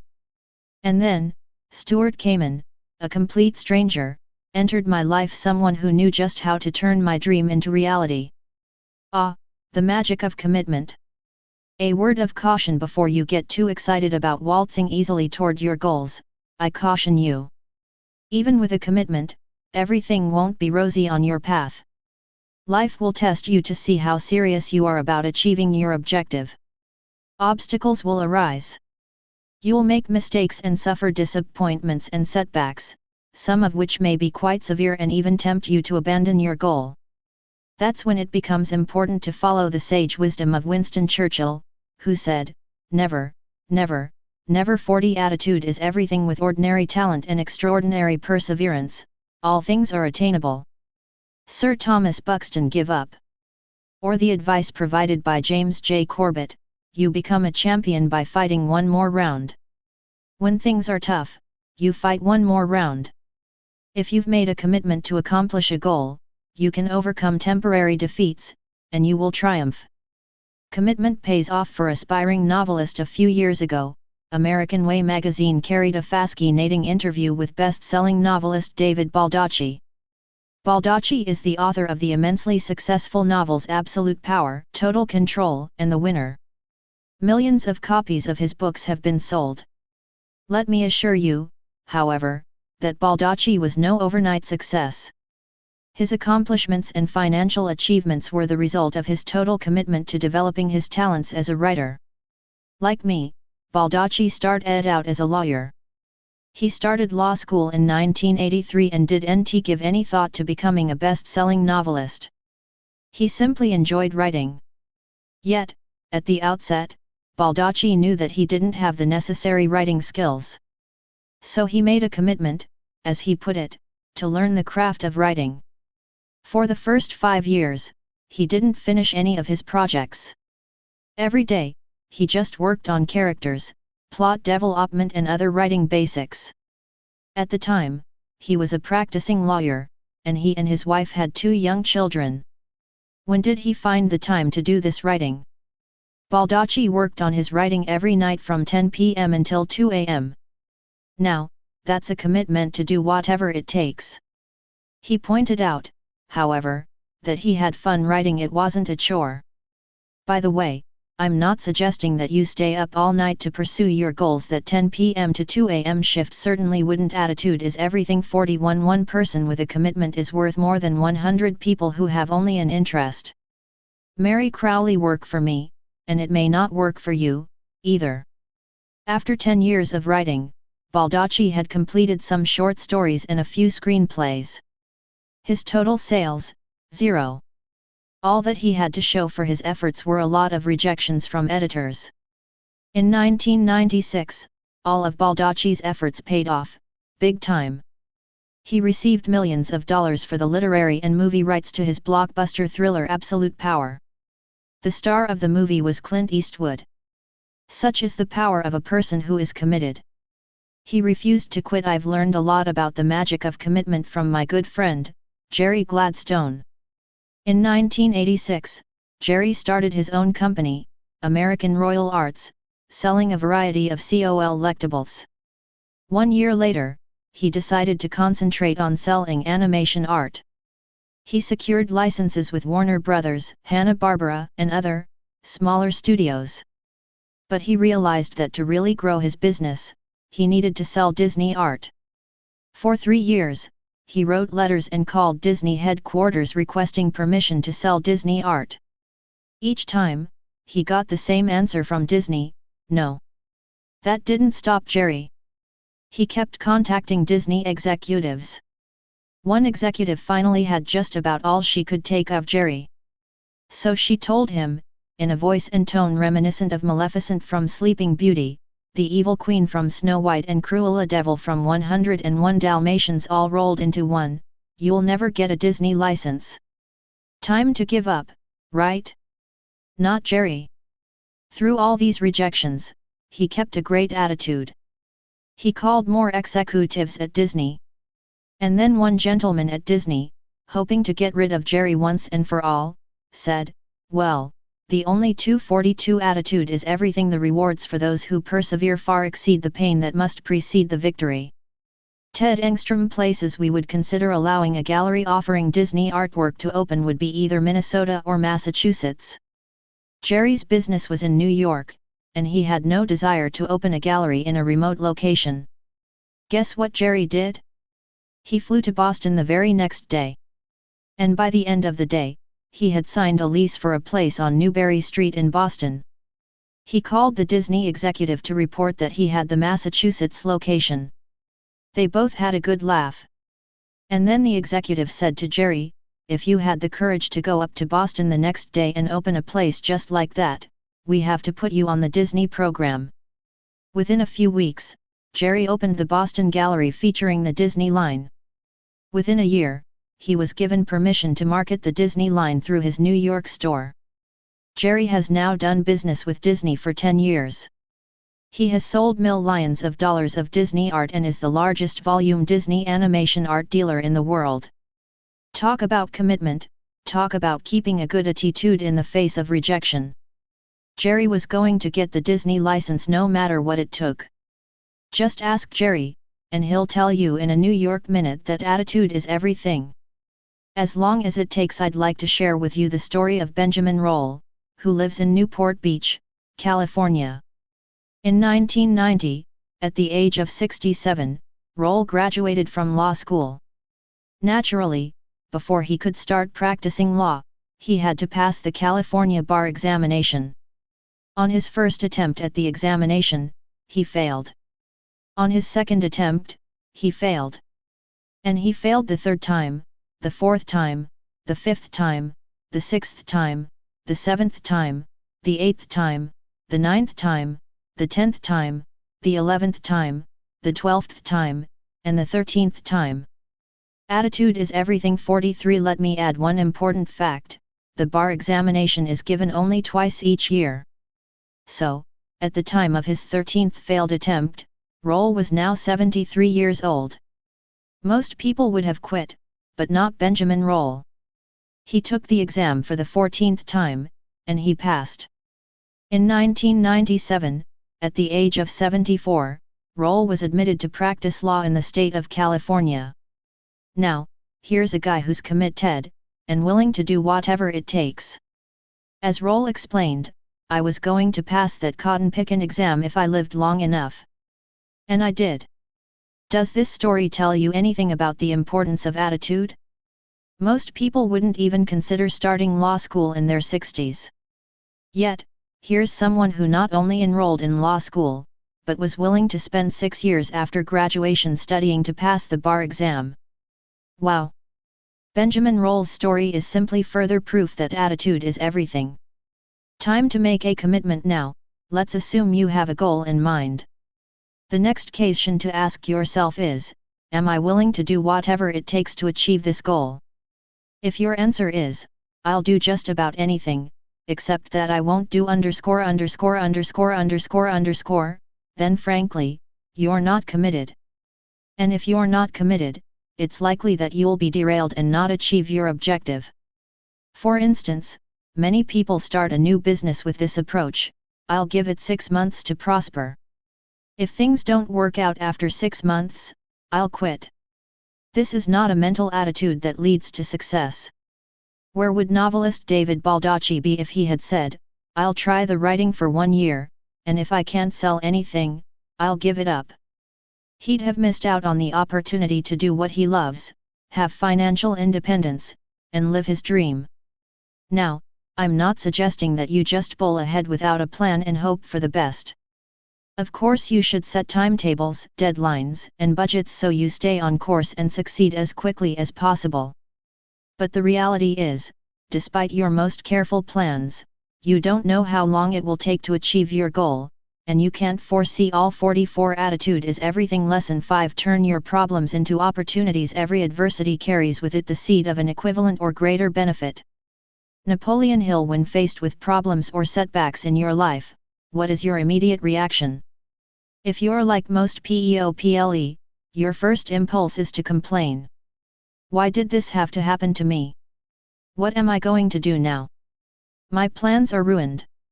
This response is only natural. However, after the initial disappointment wears off, you have a choice to make. You can either wallow in misery and dwell on the negative aspects of your situation, or you can find the benefit or lesson that the problem is offering. Yes, you'll probably face a period of uncertainty or struggle, but there's always a flip side to the difficulty. You see, a problem is often not a problem at all. It may actually be an opportunity. For instance, a problem may point out an adjustment you can make to improve certain conditions in your life. Without the problem, you never would have. Attitude is everything. 45. Taken this positive action.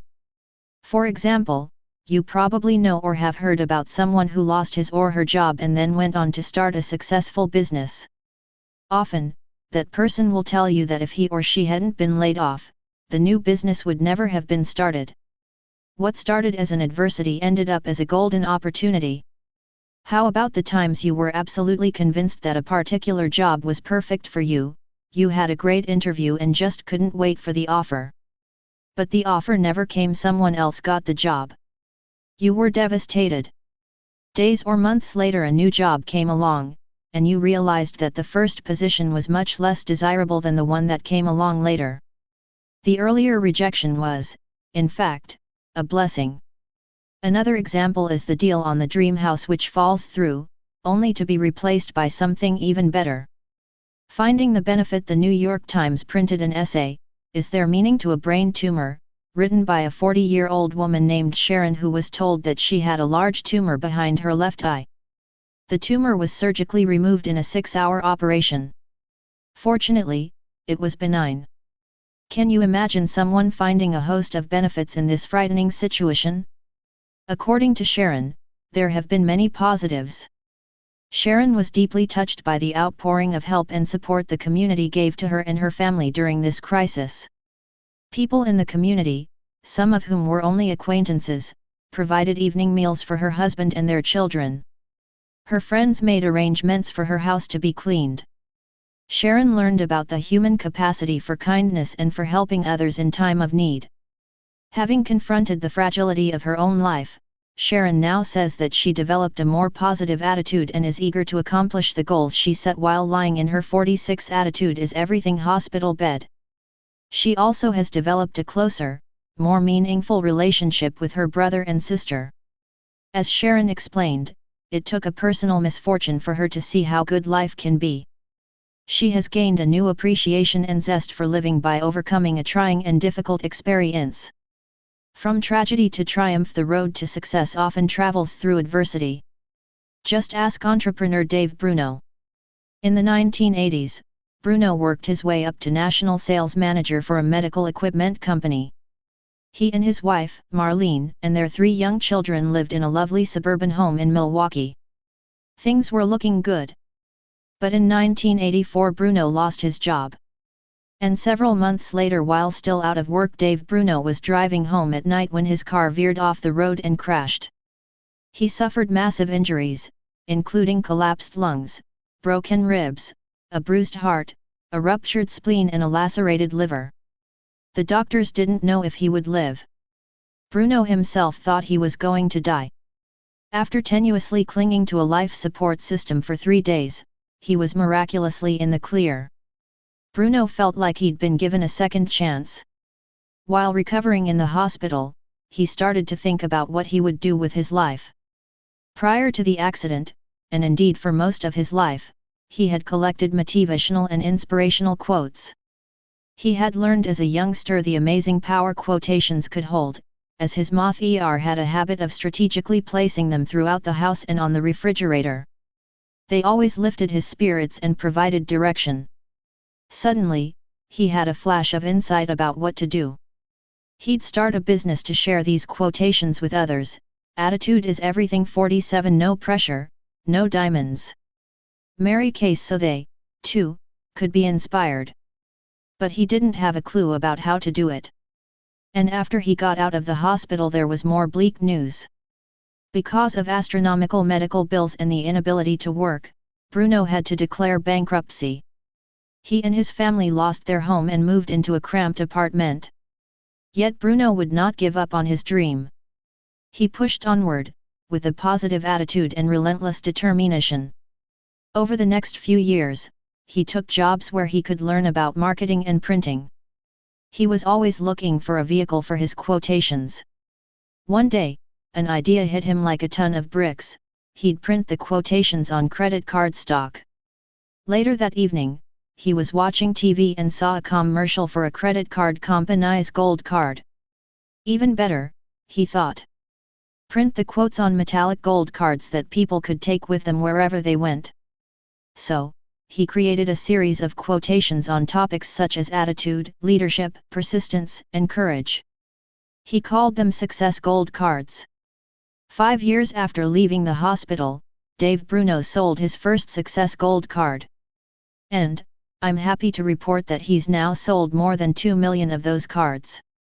Dave Bruno turned a tragic accident into an incredible triumph. Business disappointment is blessing in disguise now. I don't want you to think that this principle only applies to tragedies, because nothing could be further from the truth. I'd like to share a business example that reinforced my faith in this concept.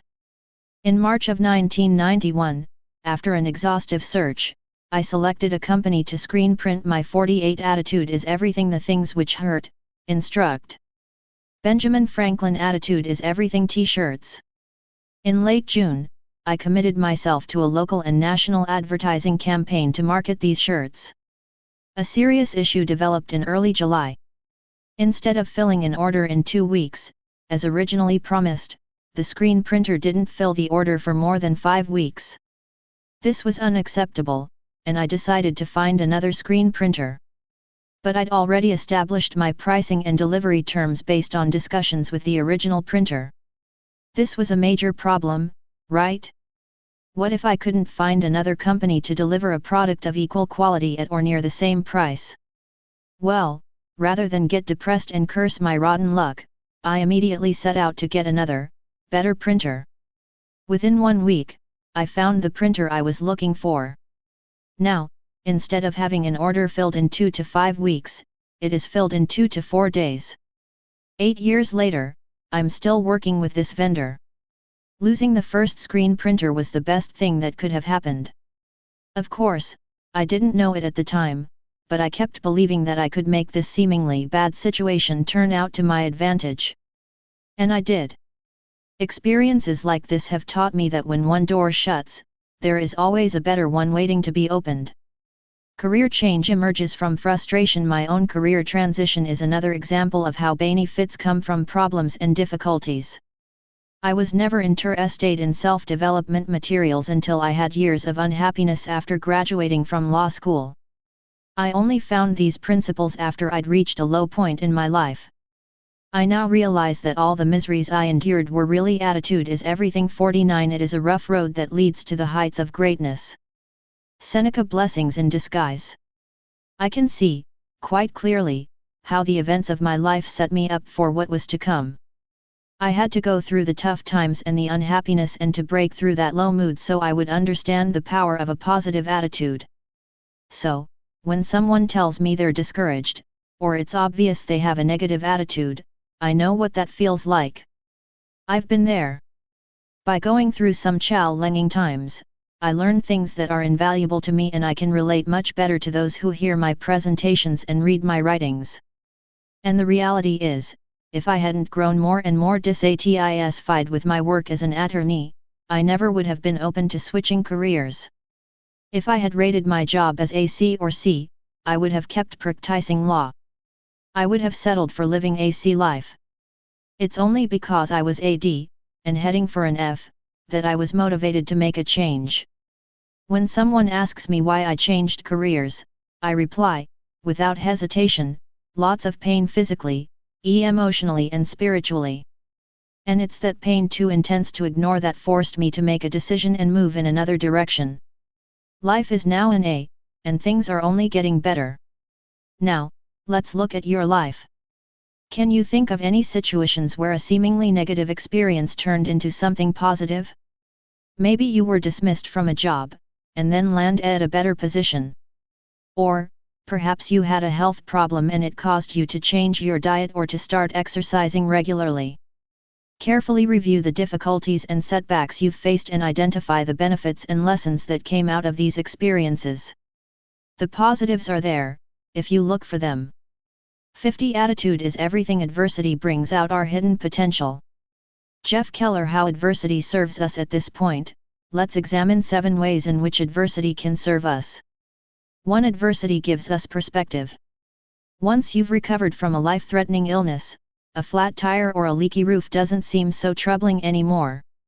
You're able to rise above the petty annoyances of daily living and focus your attention on the truly important things in your life. 2. Adversity teaches us to be grateful. Through problems and difficulties, especially those which involve loss or deprivation, you develop a deeper appreciation for many aspects of your life. It's trite but true, you don't usually appreciate something until it's taken away from you. When you have no hot water, you suddenly value hot water. Not until you're sick do you cherish good health.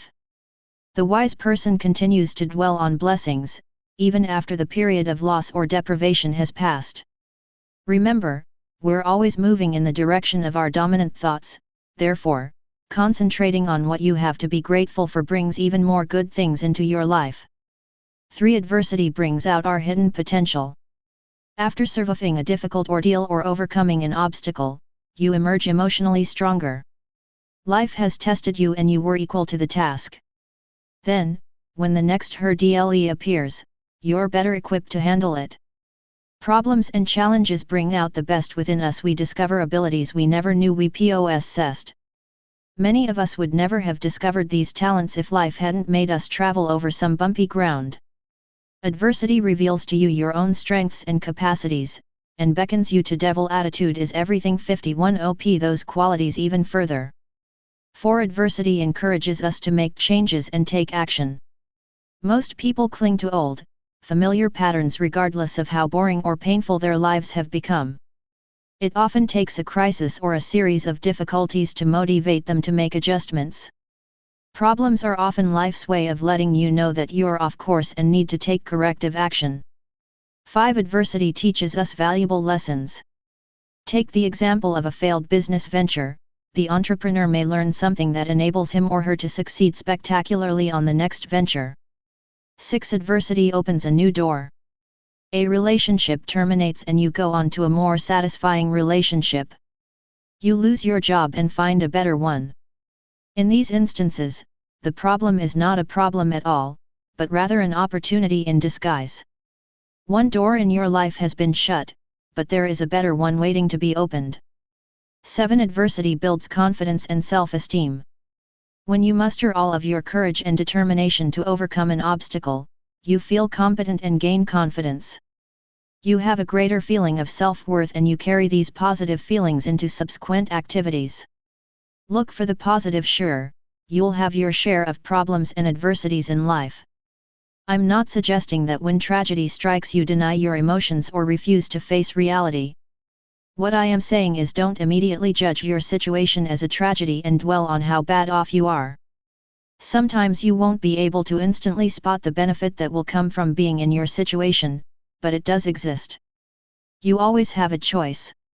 You can view your problems 52 attitude is everything as negative and become gloomy and depressed about them. Let me assure you this approach will only make things worse. Or, you can see every seemingly negative experience in your life as an opportunity, as something you can learn from, as something you can grow from. Believe it or not, your problems are there to serve you, not to destroy you. So, the next time you suffer a problem or setback in your life, don't get discouraged or give up. Don't let problems cloud your attitude window forever. Clear off that cloudy window. You may find, after the dust settles, that you can actually see better than you did before. Just remember the words of Napoleon Hill, every adversity carries with it the seed of an equivalent or greater benefit. Continually ask yourself what you've learned from your trying experience and focus on moving forward and growing as a person. In times of crisis, always strive to maintain an optimistic attitude and an open mind, for this is the environment that will allow you to find the benefit in your difficulty. Attitude is everything. 53 Attitude. It really makes the difference in how we feel, how we look and how we perform in every area of our lives. That's where our effective motivational products fit in. Our unique attitude is everything. Selections will help remind you and others to have a positive attitude, the only kind worth having. Here are some of the effective ways to use these motivational products. Give them to members of your organization at meetings, conventions, and other outings. Award them to staff members to recognize special accomplishments or as an incentive to reach goals. Present them as a thank you to valued customers or as gift to friends, relatives or business associates. Reinforce your positive attitude at home or work, or while exercising. Give them to youngsters to plant the seeds of positive thinking. Add your logo to the Attitude is Everything message. Many of the Attitude is Everything products can be customized with the logo of your company or organization. It's a great way to combine motivation and promotion and always makes a big hit at meetings and conventions. Please call us at 1-800-790-5333 for more information. http://www.attitudeiseverything.com Part 2. Watch your words. Repeat anything often enough and it will start to become you. Tom Hopkins. Attitude is Everything. 55 Lesson 6. Your words blaze a trail. The words you consistently select will shape your destiny. Anthony Robbins. When was the last time you seriously thought about the words you use each and every day? How carefully do you select them? Now, you might be thinking, Jeff, why all this fuss about words? What's the big deal? The answer is simple. Your words have incredible power. They can build a bright future, destroy opportunity, or help maintain the status quo. Your words reinforce your beliefs, and your beliefs create your reality. Think of this process as a row of dominoes that looks like this: thoughts, words, beliefs, actions, results. Here's how it works. Tom has a thought, such as "I'm not very good when it comes to sales." Now, let's attitude is everything. 57. Remember that he doesn't have this thought only once. Oh, no. He's run it through his mind on a regular basis, maybe hundreds or thousands of times in his life. Then, Tom starts to use words that support this thought. He says to his friends and colleagues, "I'm never going to do very well in sales," or "I just hate making sales calls or approaching prospects." Here again, Tom repeats these phrases over and over, in his self-talk and in his discussions with others. This, in turn, strengthens his beliefs, and it's at this stage where the rubber really meets the road. You see, everything that you'll achieve in your life flows from your beliefs. So, in our sales example, Tom develops the belief that he's not going to be successful in sales and that he won't earn much money. This becomes embedded in his subconscious mind. What can possibly flow from that belief? Because Tom doesn't believe in his sales ability, he takes very little action, or he takes actions that aren't productive. He doesn't do the things that would be necessary to succeed in sales. And then, quite predictably, Tom gets very poor results. To make matters worse, Tom then starts to think more negative thoughts, repeat more negative words, reinforce negative beliefs, and get even more negative results. It's a vicious cycle. Of course, this whole process could have had a very happy ending if Tom had selected positive thoughts, and reinforced them with positive words. In turn, he'd reinforce the belief that he's successful in sales. As a result, Tom would take the actions consistent with that belief, and wind up with outstanding results. 57. Attitude is everything. Words are, of course, the most powerful drug used by mankind. Rudyard Kipling. My point is, don't underestimate the role of your words in this process. People who feed themselves a steady diet of negative words are destined to have a negative attitude. It's a simple matter of cause and effect. You can't keep repeating negative words and expect to be a high achiever. And that's because negative words will always lead to the reinforcement of negative beliefs and even to ally to negative outcomes. Why you don't want me to fix anything in your home when it comes to home repairs? I'm lost. You want me to replace a faucet or fix something in the toilet tank? I'd have a better chance of reaching the top of Mount Everest. Carpentry or electrical wiring? I haven't got a clue. You want to know my ultimate Achilles heel? It's those instruction sheets that explain how to assemble something that you've just taken out of the box. You know what I mean, those black and white booklets with references to Figure 10a that show you, or claim to show you, where all the nuts and bolts go, and how all the parts fit together. Instruction sheets have the same effect on me as Kryptonite tonight had on Superman. If you recall the old Superman programs, the villain would shoot bullets at Superman and the bullets bounced off his chest harmlessly. But there was one substance that Superman could not defend against: kryptonite. Whenever the bad guy held up a piece of kryptonite, Superman got wobbly and began to lose his power. Well, when I see an instruction sheet, I get weak in the knees and lose my power. I just know it's useless for me to even look at it. There's no way I'm going to understand it. So I put down the instructions and yell for Dolores to come in and show me what to do. For Dolores, it's a piece of cake. How did it come to this? I don't claim to be the smartest guy in the world, but I consider myself to be reasonably intelligent. Am I missing some gene for home repair skills? Attitude is everything. 58. That other people were given? No, that's not it, either. The answer is quite obvious. For the last 40 years, I have repeatedly said, I'm no good at mechanical things and I can't fix anything. And, lo and behold, after 40 years of using negative words, I've developed a strong belief that I can't do these things. Do you see how I created this situation by not being careful about the words I used? And, the truth is, I could eventually reverse this trend if I'd start using positive words about my ability to make repairs. Scientists' words are worth looking at. Years ago, I read an article about Kent Cullors, a scientist who headed NASA's search for extraterrestrial intelligence project. Cullors, who has a doctorate in physics, was developing software that searches for radio signals indicating the presence of other life forms in the universe. Sounds a little like Star Trek, doesn't it? But make no mistake about it, this is some pretty technical scientific research. And yet, Cullors has a physical challenge to contend with. Let me tell you how he describes it. He refers to his condition as a trivial affliction and just barely an inconvenience. What is Cullors' particular physical challenge? A touch of arthritis? Or an occasional migraine headache? Kent Cullors is blind. That's right, he's blind. Isn't it incredible that someone can describe blindness as a trivial affliction or just barely an inconvenience? By using these words, Kent Cullors is empowering himself to achieve great things. He doesn't give any power to his limitations and, as a result, he is able to transcend them and accomplish more than those who have their sight. 59 Attitude is everything. In words are seen the state of mind, character and disposition of the speaker. Plutarch. What obstacles are you facing in your life right now?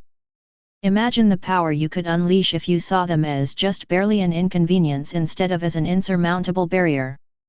To tell or not to tell. When I speak about the importance of using positive language to move you toward your goals, some of you may be wondering, Jeff, do I say these positive words to myself or do I also say these words to other people?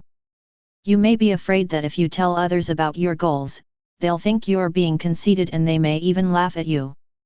Allow me to suggest a few guidelines in this area, with the understanding that there are no hard and fast rules and you should do what works best for you.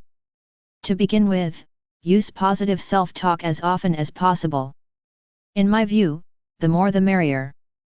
After all, you're talking to yourself, so you don't have to worry about others hearing your comments. The key is that you hear this positive input again and again, and it becomes deeply rooted in your subconscious mind.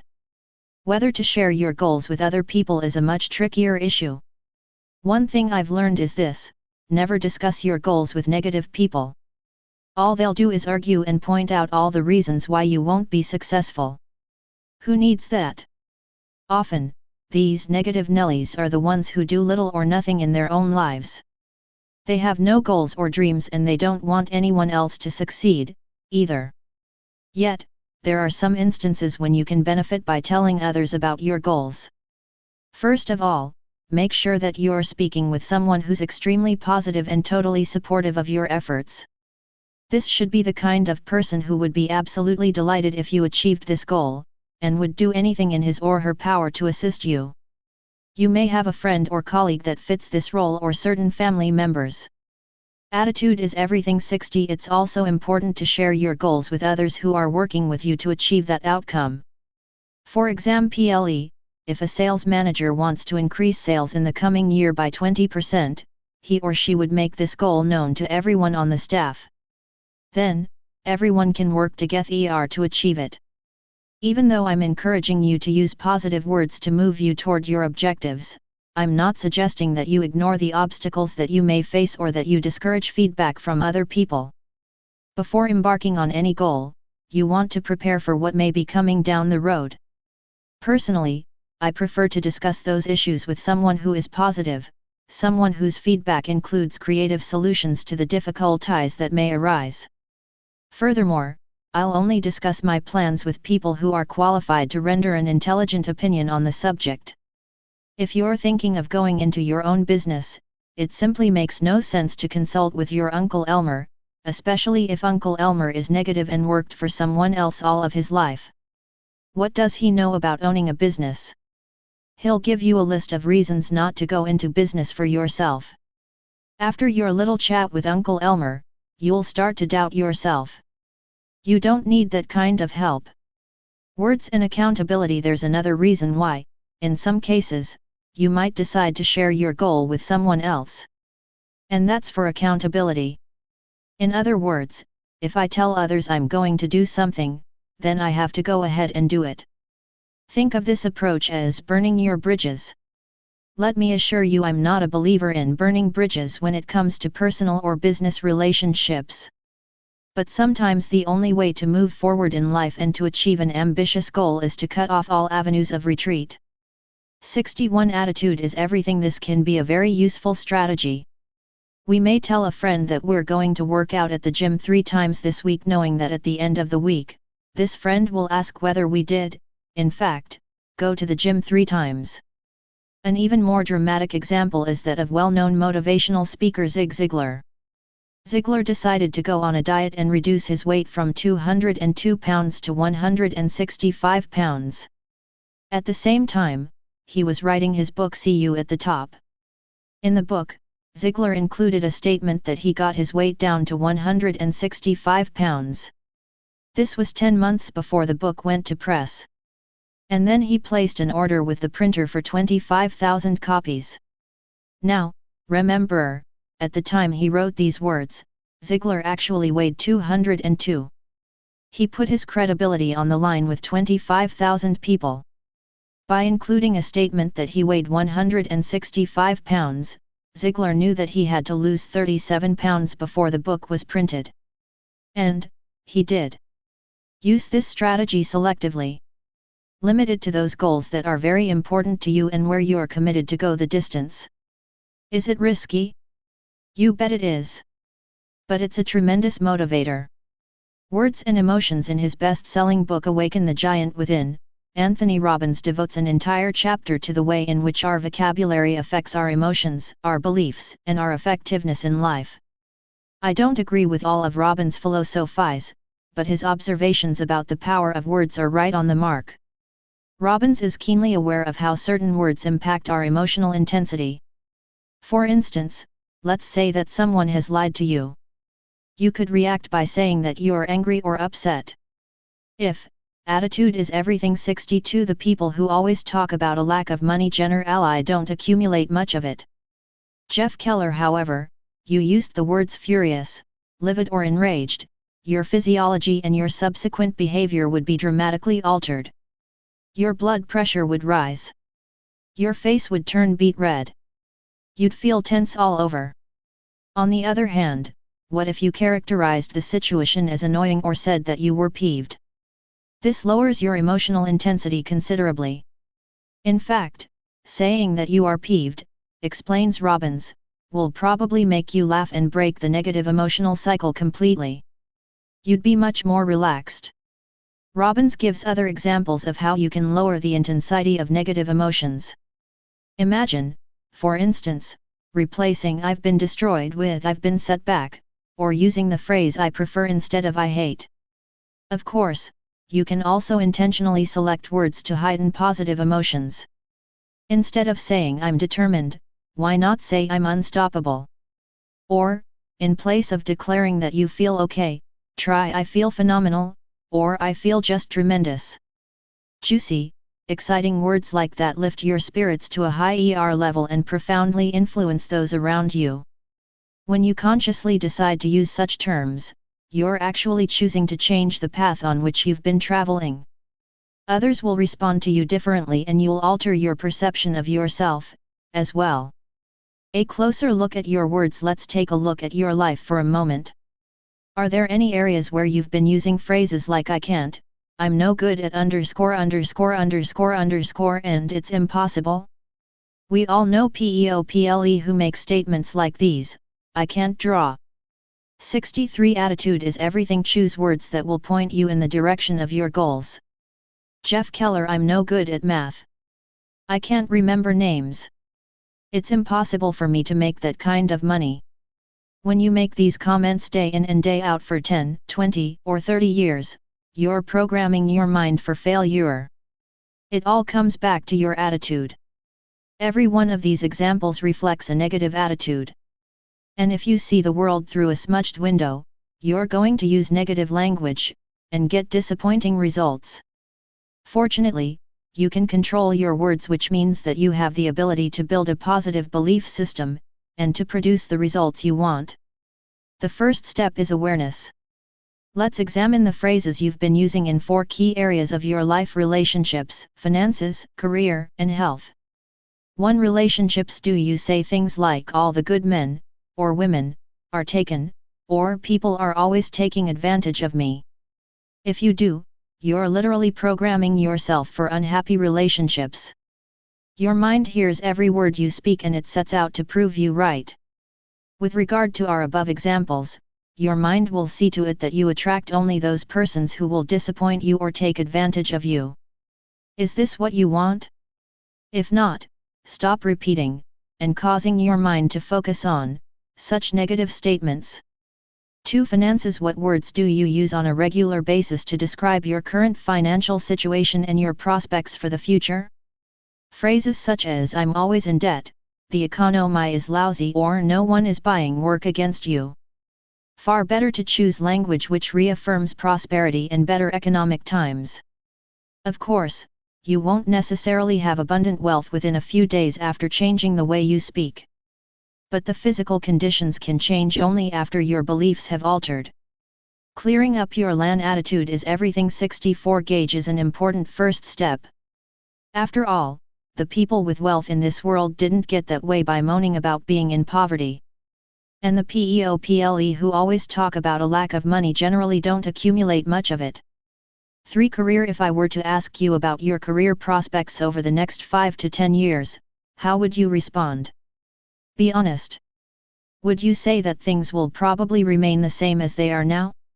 Or would you describe a higher position with more challenges, more responsibilities and increased financial rewards? If you respond, "I don't know where I'm going in my career," chances are not much will change. Your language reflects your lack of vision and direction. If, on the other hand, you have a clear goal which you can, and do, articulate fairly often, even if only to yourself, you stand an excellent chance of reaching that goal.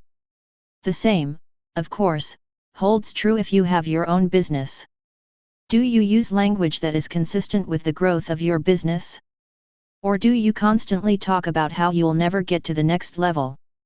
For health, without question, our words have a profound impact on our health.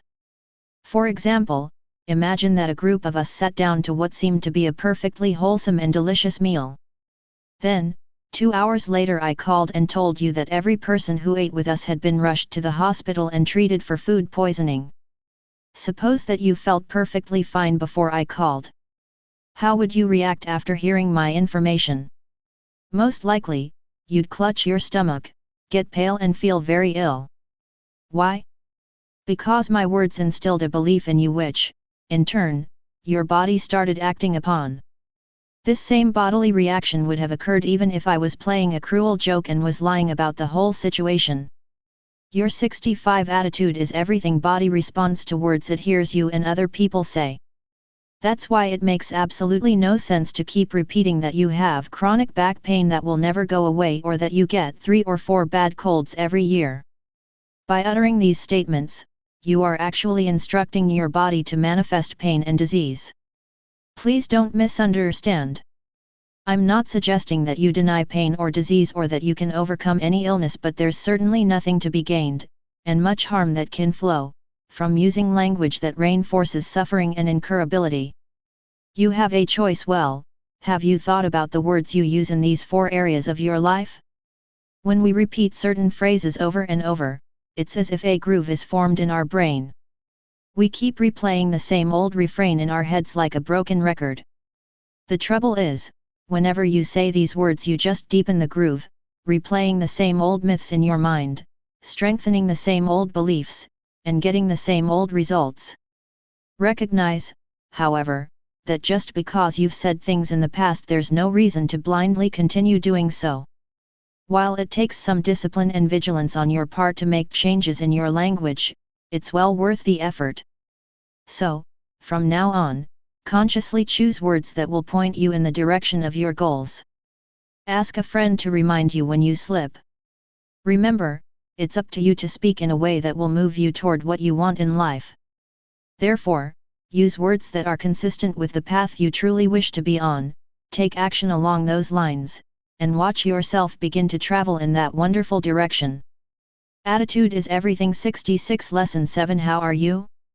Your day goes the way the corners of your mouth turn. Unknown. Our answer to the question how are you? Seems like such a small thing. But we must answer that question at least 10 times a day and perhaps as many as 50. So it's not a small thing at all. It's a significant part of our daily conversations. When someone asks how are you? What do you say? Your answer is usually no more than a few words. And yet, that short response tells a lot about you and your attitude. In fact, your response can literally shape your attitude. I've observed that the responses to how are you can be classified into 3 categories: negative, mediocre, and positive.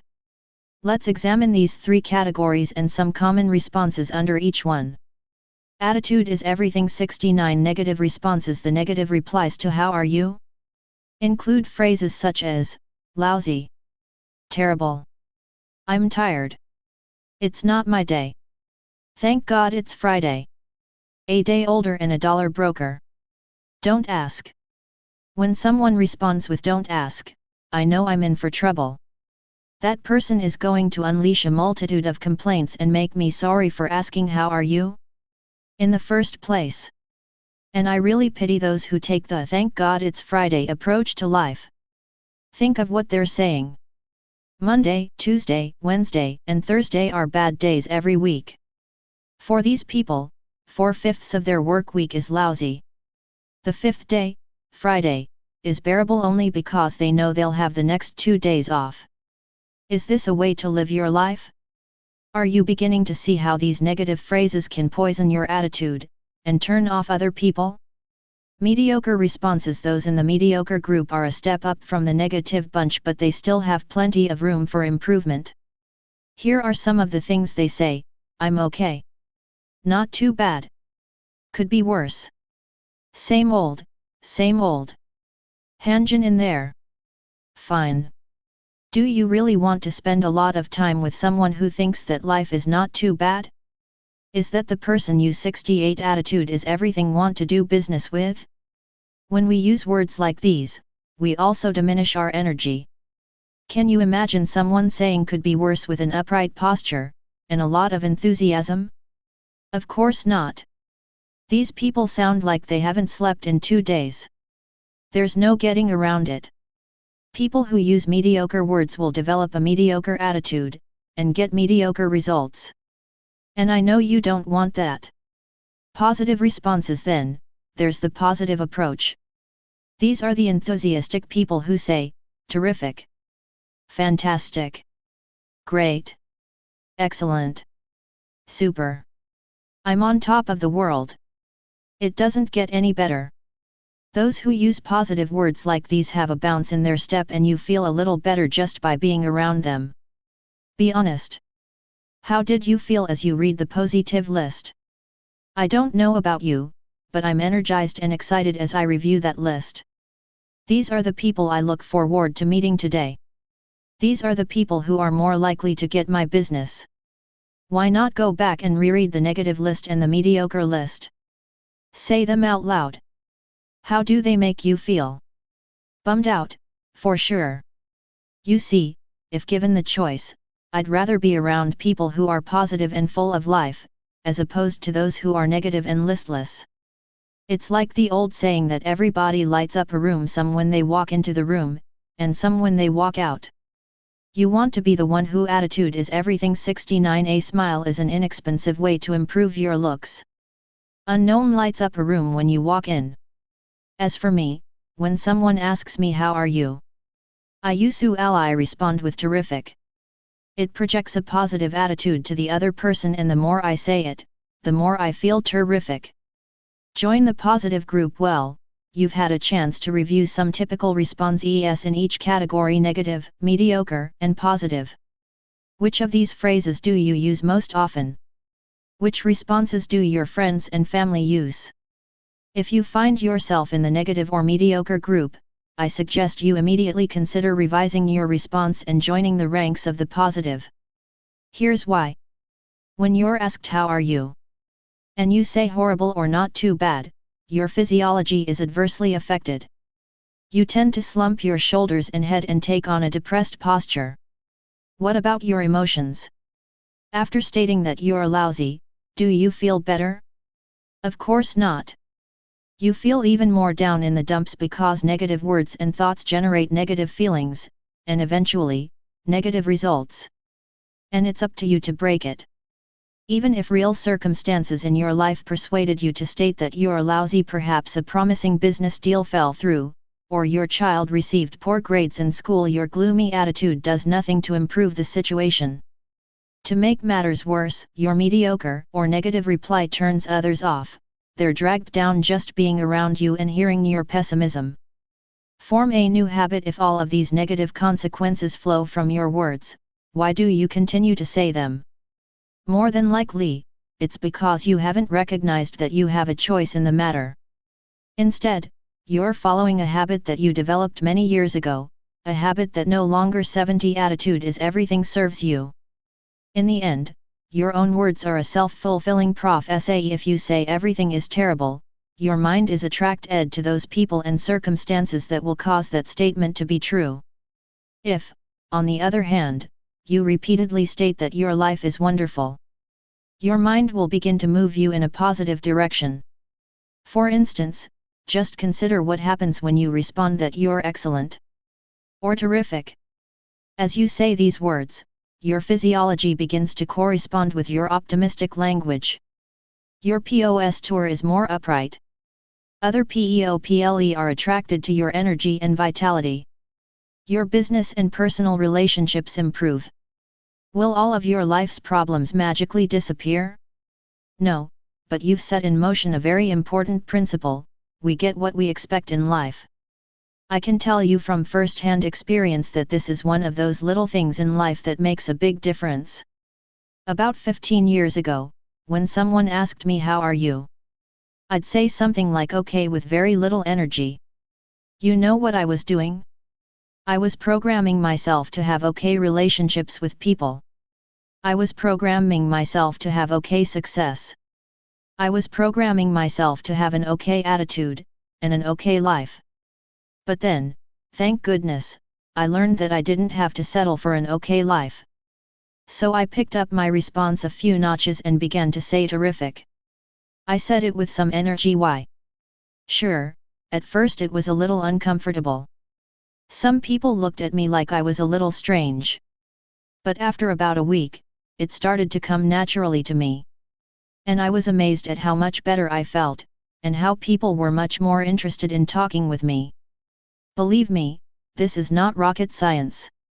You don't need tall attitude is everything 71, say you are well or all is well with you, and God shall hear your words and make them come true.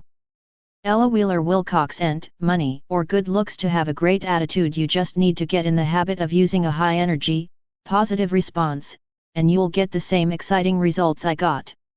What if I don't feel terrific? Whenever I do a presentation and recommend to the audience that they give a very upbeat response to how are you, someone always comes up to me afterward and says, what if I really don't feel terrific? I don't want to lie to my friends and coworkers by telling them everything is wonderful when it isn't. Now don't get me wrong. I put the highest value on integrity, and telling the truth. Yet, I don't think this is a matter of telling the truth. Let me explain. Assume for a moment that Sally feels tired. When someone at work asks her how are you, she wants to be perfectly honest, so she says, I'm tired. Here's what will happen. Sally will reinforce the belief that she's tired. She'll feel even more fatigued. She'll probably slump her shoulders and let out a sigh. She'll have a lousy, unproductive day at work. And let's get back to the person who asked Sally the question and who probably regrets it now. That person also feels worse. After all, when someone tells you how tired she is, do you feel uplifted? No way. Just the suggestion of the word tired and you start yawning. So, Sally has brought herself down, as well as her CO work ER. Okay, Sally goes home after her grueling day, and now she's exhausted. So she plops into her favorite chair and opens the newspaper to look at the winning lottery number bears. As she pulls her own ticket out of her wallet, she discovers that she's holding the winning ticket. She just won $10 million. What do you think Sally would do? Remember, she's 72. Attitude is everything. A cloudy day is no match for a sunny disposition. William Arthur Ward. Very tired. You and I both know that Sally would leap out of her chair, be jumping up and down, screaming and waving her arms in the air. You'd think she was leading an aerobics class. Naturally, she'd run to pick up the phone to call her family and friends. She'd be a bundle of energy and would probably stay up all night celebrating, and planning what to do with the money. But wait a second. 10 seconds ago, this woman was exhausted. Now, she's got the energy of a 15-year-old cheerleader who has just been told she made the cheerleading squad.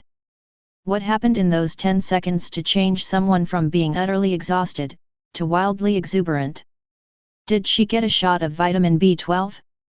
Did anyone throw a bucket of ice water in her face? No. Her transformation was entirely mental. Now I'm not trying to diminish what Sally was feeling. Her fatigue was very real, but it wasn't as much physical as mental. So, was Sally telling the truth when she said she was tired? It really has very little to do with the truth. It's a matter of what Sally chose to focus on. She could concentrate on feeling tired. That was one option. On the other hand, she could have thought about the many blessings in her life and felt very fortunate and energized. How we feel is very often a subjective matter. When we tell ourselves that we're tired, we feel tired. When we tell ourselves that we feel terrific, we feel energized. As you'll recall from Lesson 2, we become what we think about. Respond with enthusiasm for the next month. Try this experiment. When anyone asks how are you? Whether it's someone at work or a cashier at the store, respond with energy and enthusiasm that you're great. Or terrific.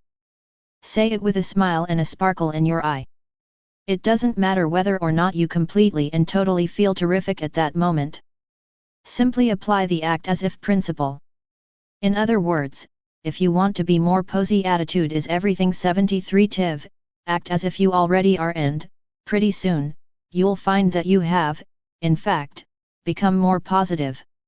Don't worry if you feel a little uncomfortable saying these words at the beginning. Stick with it and eventually you'll grow into it. You'll quickly notice that you feel better. That others want to be around you, and that positive results will come your way. By the way, how are you? I can almost hear you say terrific. 74 Attitude is everything. Lesson 8 Stop complaining. Troubles, like babies, grow larger by nursing. Lady Holland, how do you feel when someone unloads all of his problems and complaints on you? Not very uplifting and energizing, is it? The truth is, nobody likes to be around a complainer except, perhaps, other complainers. Of course, all of us complain at one time or another. The important question is, how often do you complain? If you're wondering whether you complain too much, simply ask your friends, relatives, or co-workers. They'll let you know. Now, when I say complain, I'm not talking about those instances when you discuss your problems in an attempt to search for solutions. That's constructive and commendable. And I'm not referring to those occasions when you share your life experiences, including disappointments, with friends or relatives in the context of attitude is everything. 77 Bringing them up to date on the latest developments in your life. After all, part of being human is sharing our experiences and supporting each other. Nobody wants to hear about your aches and pains. Maybe a few examples will give you a better idea about the kind of complaining that's counterproductive. One of the most common areas of complaint is the subject of illness. In this category are comments such as "my back is killing me" or "I have a terrible sinus headache." Worse yet, some people get very graphic in explaining the gory details of their particular ailment, such as "I had this green stuff oozing out of my," and doesn't it just make your day when your coworker tells you that he or she is nauseous? Let's face it. What can I possibly do for you if you have a stomach ache? I'm not a physician. Go to a doctor if you have a medical problem. More importantly, why are you telling me this? You might want sympathy, but all you're doing is dragging me down and reinforcing your own suffering. Talking about pain and discomfort will only bring you more of the same and encourage those around you to look for the exits. When it comes to complaints about illness, the principle of escalation usually rears its ugly head. Here's how it works. You tell your friend about the agony you went through with the flu. Your friend interrupts and says, "You think you had it bad. When I had the flu, I had a 104-degree fever and had to be rushed to the hospital. I almost died." Or, tell someone that your back or foot hurts and count how many seconds it takes for that person to switch the conversation to his or her own back pain and aching feet. Complainers love to play this game. Their pain is always worse than yours. 76 Attitude is everything. Self-pity is an acid which eats holes in happiness. Earl Nightingale. Don't let it rain on your parade. Another favorite complaint area is the weather. It starts to rain and people say, "What a lousy, miserable day. Why does some moisture from the heavens make it a lousy day?" When someone makes that remark to me, I respond, "It's wet out but it's a great day." By associating rain with lousy day, you're programming yourself in a negative way. Furthermore, your complaints about the weather won't change the conditions. It simply makes no sense to get upset about things over which you have no control and which have no significant impact on your life. Finally, there are the petty complaints, such as the waiter didn't come over to take my order for 5 minutes or John got an office with a larger window than I have. Life presents too many difficult challenges for us to get bogged down with silly things like that. And when you gripe about insignificant things, you're also saying something about yourself. If I'm your employer or a member of your team, I'm wondering how you'll react when we really have a problem worth worrying about. He had every reason to complain recently. I was in my office and thinking about some of the things that weren't going as well as I had planned. You know, the typical business problems, results not happening as fast as I had expected. And I'll confess that I'd been doing a little complaining about it. Then Pedro walked in. Pedro is in his early 20s and came to this country about 6 years ago from Honduras. He works for a company that cleans homes and offices. You talk about a positive attitude. Pedro is one of the most positive people I've ever met, always smiling and upbeat. On this day, however, I asked Pedro about Hurricane Mitch and its impact on his homeland. The smile quickly left his face. He told me of the devastation the hurricane. Attitude is everything 77 had caused. Thousands of people had died. More than 1 million people were left homeless. Pedro said that his father, mother, and brother still lived in Honduras, and he had no idea if they were dead or alive. He had no way to contact them. All the phone lines in that area had been destroyed. Pedro said he thought about his family every day. Can you imagine the agony of not even knowing if your family is still alive? Then Pedro went on to tell me about all the things he was doing to help the people in Honduras. He was collecting money, clothing, and other necessities. He was actively working with the relief organizations. Instead of just griping about the problem, he was doing whatever he could do to ease their pain. After speaking with Pedro, I began to realize just how inconsequential my own problems were, and how fortunate I am. You better believe I stopped complaining. I faced the rest of the day with renewed energy and a much better attitude. By the way, several weeks later I saw Pedro again. And yes, he had his usual winning smile and his great attitude. The good news is that his family members are all alive. The bad news is that they lost everything in the flood and are now living in a shelter. Clean water is very scarce. Disease is rampant. I can't even fathom what it's like to lose everything you own and have to start over from scratch, especially under these difficult conditions. Can you? There's no doubt about it. Pedro has every reason to whine about his family's bad luck. But he doesn't. He realizes that complaining would be a terrible waste of his time and energy. Thank you, Pedro, for reminding all of us that complaining is not the answer to our challenges in life. 78 Attitude is everything. The secret of happiness is to count your blessings while others are adding up their troubles. William Penn. Putting things in perspective. There's another valuable lesson that we can learn from Pedro, and that's the importance of keeping things in perspective.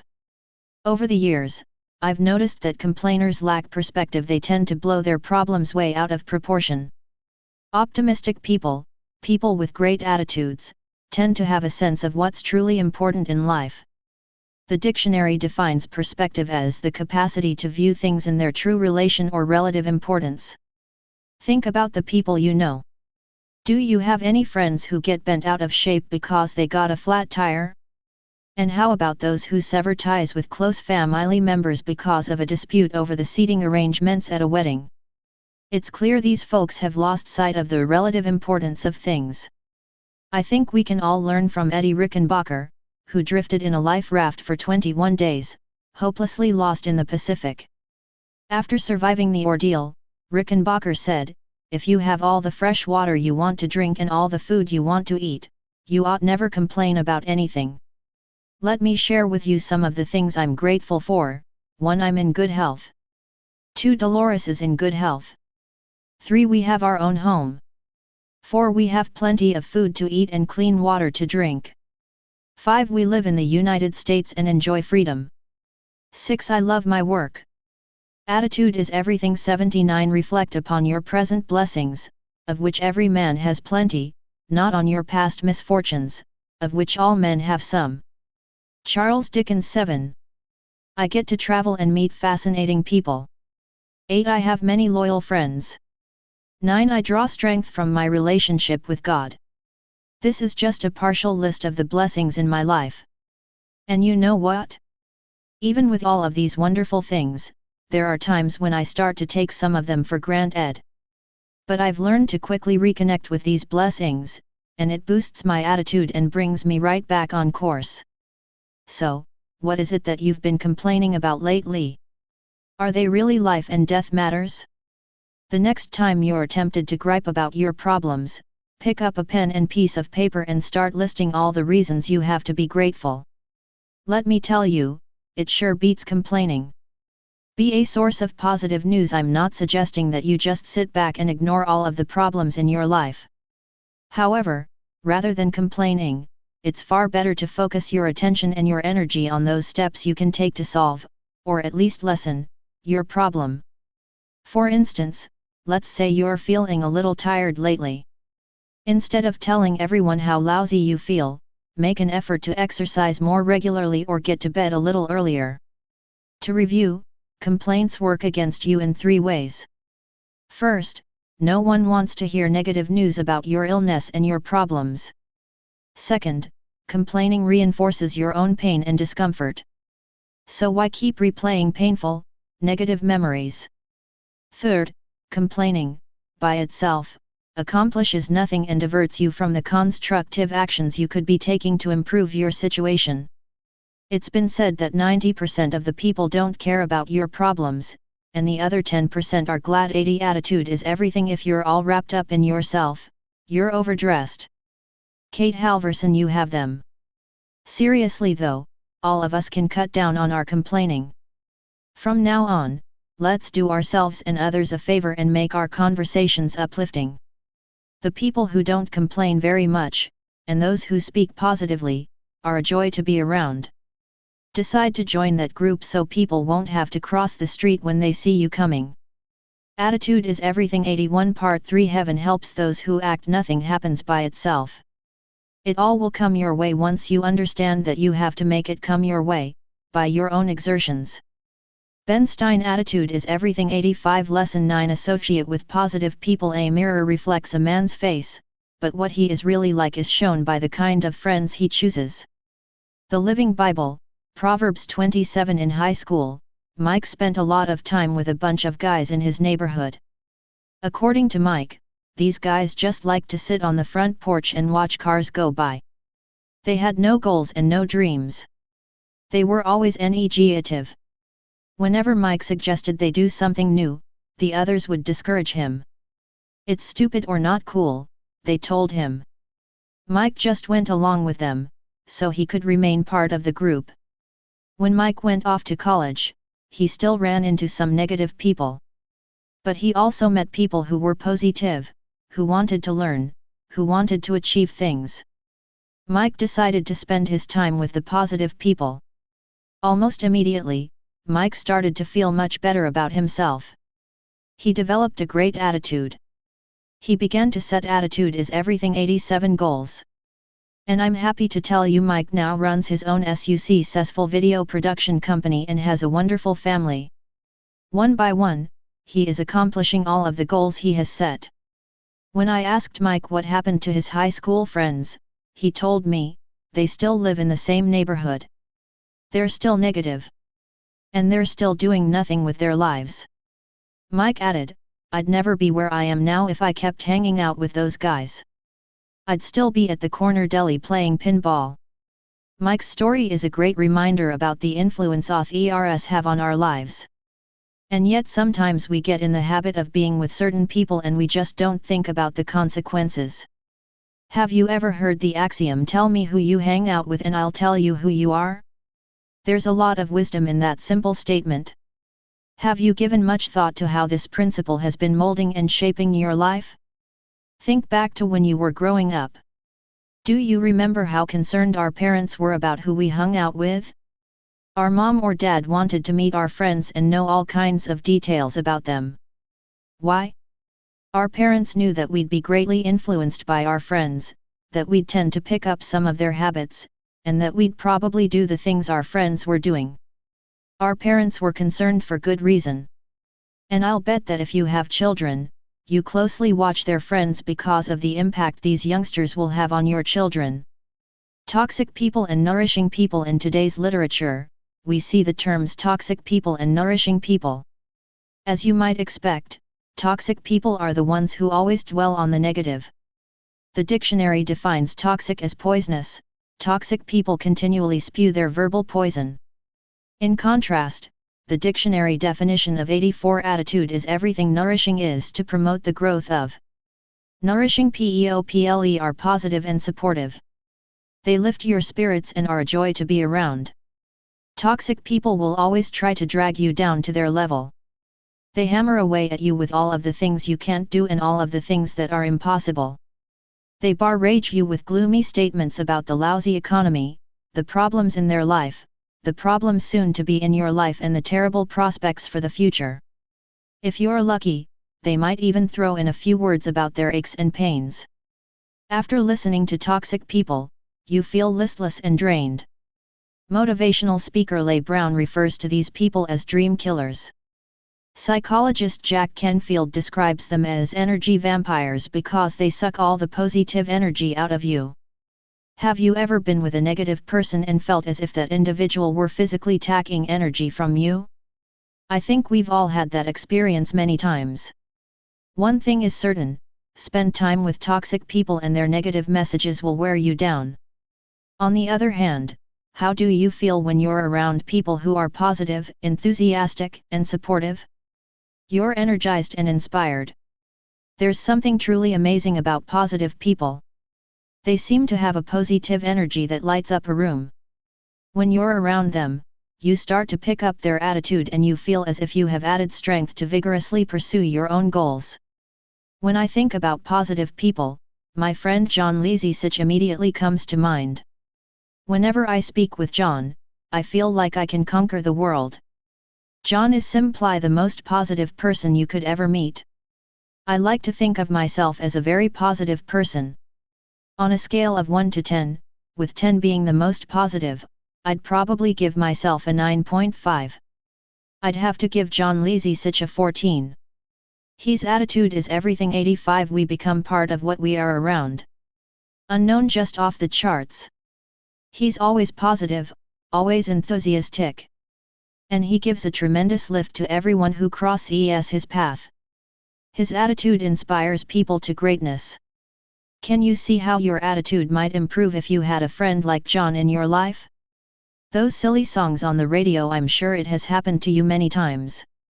You hear a song on the radio, and you say to yourself, what a ridiculous song. Later that day, you hear the same song again. The following day, you hear that song a few more times. As the song climbs the charts, you can't get away from it. You hear it several times each day for a week. Then something incredible happens. You're sitting at home and all of a sudden, you start to hum or sing that silly song. If, at that very moment, I were to ask you what you think of the song, you'd tell me, it's horrible. Then why on earth are you singing it? The reality is, whatever you hear over and over will be at the forefront of your consciousness. As you also know, once that song becomes less popular, and isn't played as frequently on the radio, you'll tend to think about it, and sing it to yourself, much less often. There's an important lesson here. The mind tends to dwell upon whatever is repeated over and over. Unfortunately, the mind doesn't discriminate between messages that are good for us and those that are harmful. If we hear something often enough, we will tend to believe it, and act upon it. Just as a song repeated many times will get us thinking about that song, so too will repeated thoughts about success get us thinking about success. So if we'll make sure to fill our mind with positive messages, we're going to be more positive and move forward boldly to achieve our goals. The more positive reinforce 86 attitude is everything your friends will stretch your vision, or choke your dreams. Unknown meant the better. And where can we get this positive reinforcement? Well, one way is to read motivational books. Congratulations, because you're doing that right now. In addition, we can listen to motivational tapes and spend lots of time with positive people. Smokey's sponge theory. I've learned a lot about attitude and the importance of surrounding myself with positive people from my friend Glenn Smokey Stover. Smokey worked in sales for 45 years in the cemetery and funeral home industry. While this may sound like a gloomy field, let me assure you that Smokey is a positive dynamo. Every time I get off the phone with Smokey, I feel terrific. Smokey explained to me that human beings are like sponges, we soak up whatever people around us are saying. So, if we spend time with someone who's negative, we sponge up the negatives and it affects our attitude. Of course, the reverse is also true. When we hang around positive people, we soak up the positive. We feel better, and perform better. I once asked Smokey, what do you do if you're speaking with a negative person? He said, I get away from that person as soon as I can. I'll say something like, gosh, it's been good to see you, Charlie, and I move on to another person. Then I asked Smokey, did you ever have a friend who was negative? Not for very long, he said. Well put, Smokey. Evaluate your friendships. It's crucial that you evaluate your friendships from time to time, even those you've maintained for many years. Trust me, this isn't a minor issue. Those who occupy your time have a significant impact on your most priceless possession, your mind. Attitude is everything. 87 Are you surrounding yourself with negative friends and spending a lot of time with them in your leisure hours? If so, I'm going to ask you to think about spending much less time with these people or even no time at all with them. Sounds harsh, doesn't it? After all, I'm suggesting that you limit or eliminate your involvement with some long-standing friends. When I tell people this at my seminars, invariably someone will raise a hand and accuse me of being cold or uncaring. The audience member will typically say, shouldn't we try to help our negative friends instead of dumping them? Well, you're free to do whatever you think is best, and each situation must be dealt with on its own unique facts. However, I've found that in most cases, hanging around these negative friends doesn't help them, and it doesn't help you, either. Everyone gets dragged down because most negative people don't want to change. They just want someone to listen to their tales of woe. If you have a strong urge to spend time with negative friends, ask yourself, why am I choosing to be with these people? Consciously or unconsciously, you may be choosing to hold yourself back to be less than you are capable of becoming. By the way, I think it's wonderful to try to help someone overcome their negativity. But if you've been trying for several years, and aren't getting anywhere, maybe it's time to move on. Let me clarify one important point. I'm not making a judgment here that negative people are any less worthy than other people. I'm saying there are consequences if you spend time with people who are negative. What are the consequences? You'll be less happy and less successful than you could be. 88 Attitude is everything. Are the things around you helping you toward success, or are they holding you back? W. Clement Stone. Toxic relatives. What do you do if you happen to have toxic relatives? Obviously, this is a touchy issue. What I'm going to suggest is that you don't turn your back on your family. Bears. Family ties are precious, and I think we must make every effort to maintain harmonious family relationships. Even so, I recommend that you put some controls in place that reduce the impact your toxic relatives have on your life. You're not abandoning them or refusing to speak with them, but you are putting some limits on your involvement with them. For example, if you have negative relatives, I suggest that you don't go out of your way to call them on the phone several times each day if you know they're going to put you down or criticize your every move. What good can possibly come from that? We get bombarded with enough negativity as it is. Just turn on the radio or TV or read a newspaper. Do we need our relatives to provide even more negative news? I don't think so. And here's another suggestion that will work equally well whether you're talking with a friend or a relative. When the discussion moves to a negative subject, resist the temptation to accuse the other person of being negative. That will usually make things even worse. Instead, gently shift the conversation to a more positive topic. Remember that I'm not asking you to disown your relatives or refuse to attend family functions. This is about limiting your contacts with negative relatives so you don't get dragged down to their level. Positive people in the workplace. Just about every organization has some negative people working there. And sometimes you have to interact and work alongside these people. But don't go out of your way to spend time with these prophets of gloom and doom. For instance, if you frequently have lunch with negative attitude is everything 89 people at work, stop having lunch with them. All they're doing is filling your mind with negativity. You can't perform at your best if you allow these people to dump their negative garbage into your mind. There's no need to be nasty or to tell them off. You should be able to find a diplomatic way of distancing yourself from this poisonous group. Instead, take charge. Be proactive.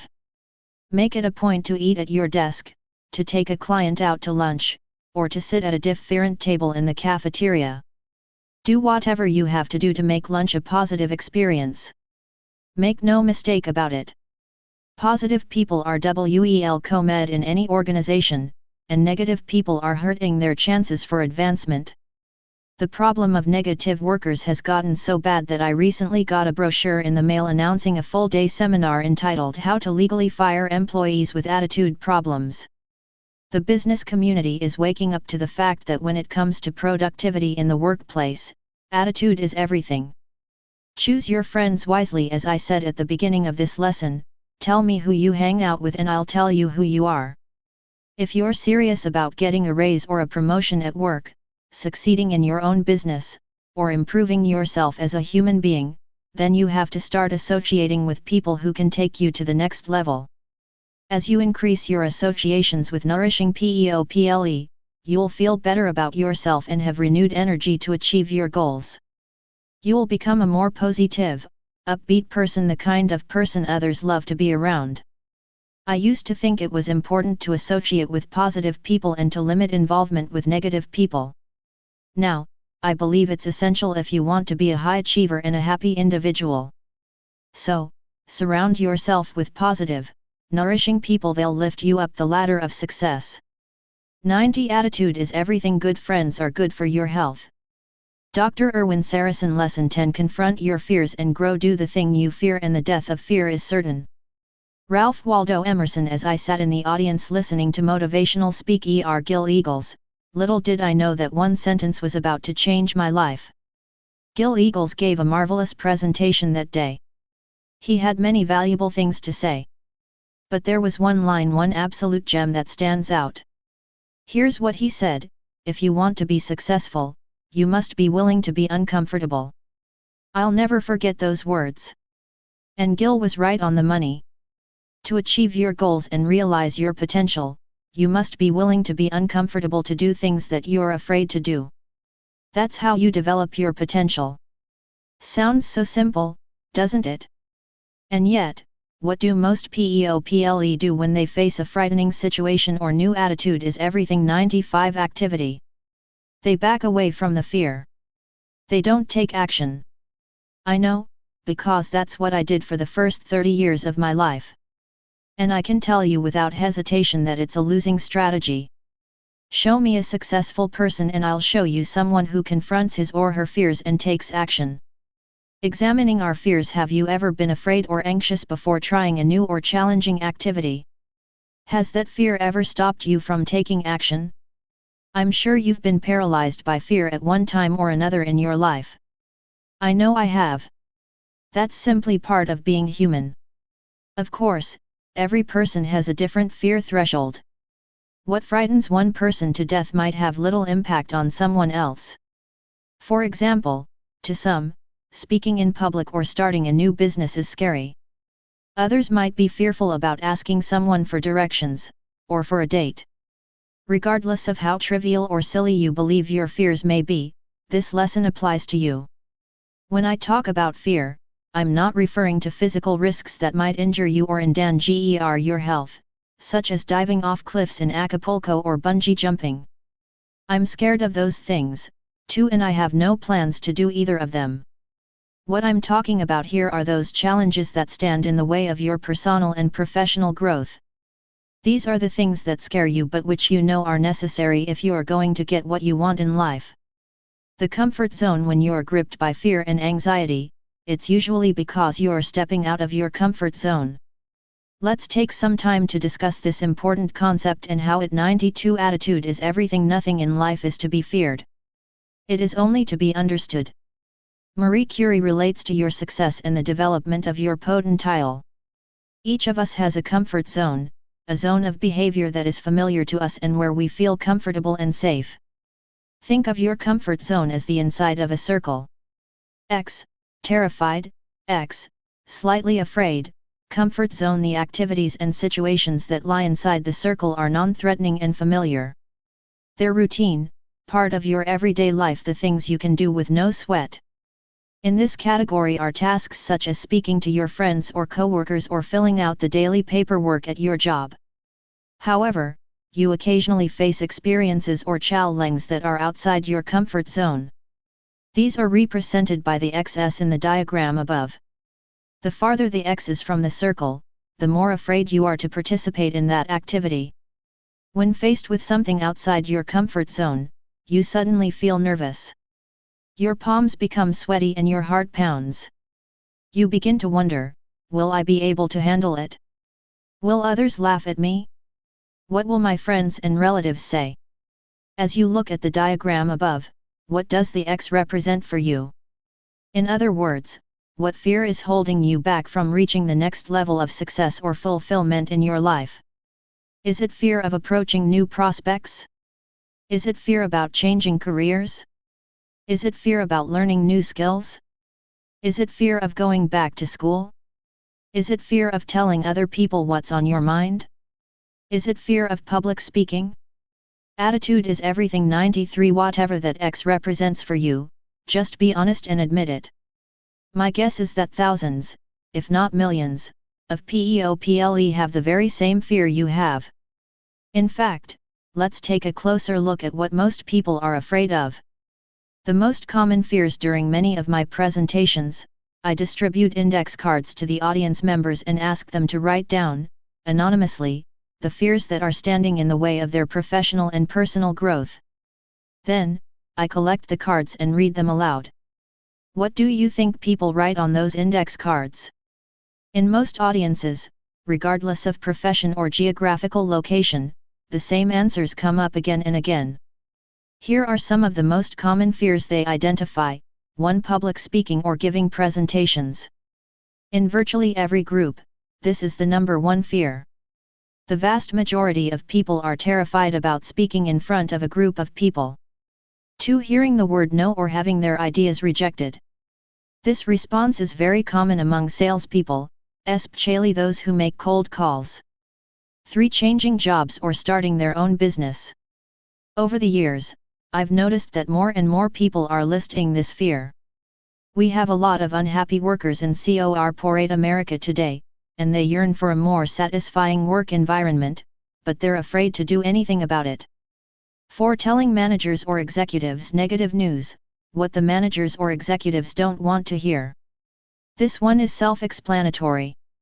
5. Talking to people in upper management. Many entry-level workers and even managers are terrified about speaking to executives in the company. They even hesitate to make small talk with the president or 94 attitude is everything CEO of their organization for fear they'll say something silly or appear stupid. 6. Fear of failure. Those who won't try something new for fear that it won't work out. We'll tackle this issue in more depth in Lesson 11. Well, are you surprised by any of the fears on this list? Do you have any of them now or have you had them in the past? The truth is, the overwhelming majority of PEOPLE experience these fears at some point in their lives. And if you have some fears that weren't on this list, don't worry about it. You are stronger than any of your fears, and you can overcome them. The benefit of backing away from your fears when confronted with an anxiety-producing event, most people will retreat to avoid the fear and anxiety. That's what I used to do. You see, backing away does relieve the fear and anxiety that would have resulted if you followed through with the activity. For instance, if someone asks you to make a presentation within your company, and you decline, you save yourself the sleepless nights you'd have worrying about it, and the nervousness you'd experience in the days leading up to the presentation. In fact, I've found that's the one and only benefit you get by retreating, a momentary avoidance of anxiety. Think about it for a moment. Can you list any other benefits that people get when they refuse to confront their fears? I've asked that question of thousands of people, and nobody has been able to come up with any additional benefits. For good reason, there are none. The price you pay now, I want you to seriously consider the price you pay when you back away from those fears that are standing in the way of your growth. Here's what happens: attitude is everything. 95. Your self-esteem is lowered. You feel powerless and frustrated. You sabotage your success. You lead an uneventful, boring life. Is this a price worth paying for the short-term avoidance of fear and anxiety? Most of us are indeed willing to pay this dear price, simply to avoid temporary discomfort and possible ridicule from others. Trust me folks, this is insane. In the long run, retreating is not the best way to handle your problem. You'll never be highly successful or develop your talents to the fullest unless you're willing to confront your fears. My high school strategy: when I was in high school, I was pretty shy and didn't feel very good about myself. But I was never rejected when it came to asking someone for a date. If you were looking at me now, you'd probably be thinking, he's not bad looking, but he's certainly no Tom Cruise. My strategy was really quite simple. I never asked anyone out on a date. You see, I wasn't going to let anyone reject me. And what did I accomplish? I felt horrible about myself. I knew that I had wimped out. I felt powerless, and as you can imagine, I didn't have a full social calendar. I was sabotaging my success. Because I refused to face my fear, I remained in the background while most of my friends and classmates went out on dates. How do you think that made me feel? Pretty lousy, just as you'd expect. In case you're wondering, I did have a few dates during that period of my life, but only when other people arranged them. I wasn't going to allow anyone to say no to me. In reality, I was saying no to myself. 96. Attitude is everything. He who loses wealth loses much, he who loses a friend loses more, but he who loses courage loses all. Miguel de Cervantes. Can you see how my strategy of backing away from my fears worked against me? Now it's true that if I had asked some people for a date in high school, a few of them might have said no. But you know what? I wouldn't have died. I could have asked another person, and another, and eventually I would have gotten a yes. It wasn't until college that I began to take some baby steps to confront this fear of rejection. Little by little, I gained more confidence. And in law school, I had the good fortune to meet Dolores, and we've been married for 18 years. A new life. I'm really no different from you. I have my fears, just as you do. And when I look back at the first 30 years of my life, you know what I see? I see someone who achieved some degree of success as an attorney. But I also see someone who was shy, insecure, scared and self-conscious. Does that sound to you like someone who's a motivational speaker? What turned my life around, and improved it a millionfold, is that I learned to confront my fears and take action. I realized after years of frustration and disappointments that hiding from my fears wasn't getting me anywhere and it would never get me anywhere. Of course, I wouldn't have confronted my fears if I had first developed a positive attitude. A can-do attitude provided me with the extra push I needed to take action. When you believe you can do something, you have the courage to move forward despite being afraid. Armed with a great attitude, I decided to become a participant in life and to explore my potential, even though I was scared. From the very beginning, I felt so much better about myself. I had taken control of my life, and all sorts of possibilities opened up for me. Are you beginning to see the incredible rewards you can receive when you're willing to develop a positive attitude? Attitude is everything. 97 And confront your fears? Reframe the situation. If I could give you a way to confront uncomfortable situations without fear or anxiety, you'd be ecstatic and eternally grateful, wouldn't you? Sorry, but there's no such magical solution. I can't wave a magic wand and take away your fears. How then can you muster the courage to do those things that you fear, but which are necessary for your success and growth? The next time you face a scary situation, I suggest you take a different outlook. Most people start thinking, I won't be able to do this well and other people may laugh at me or reject me. They get hung up about how well they're going to perform. Because of these worries, they decide to retreat. While you should always go in with a positive attitude and prepare beforehand to the extent possible, don't be overly concerned with the result. Consider yourself an immediate winner when you take the step and do the thing you fear. That's right. You're a winner just by entering the arena and participating, regardless of the result. Moving forward even when you're afraid. For instance, let's assume you're afraid to speak in public, but you confront your fear and do it anyway. The moment you get up and speak before the audience, you're a winner.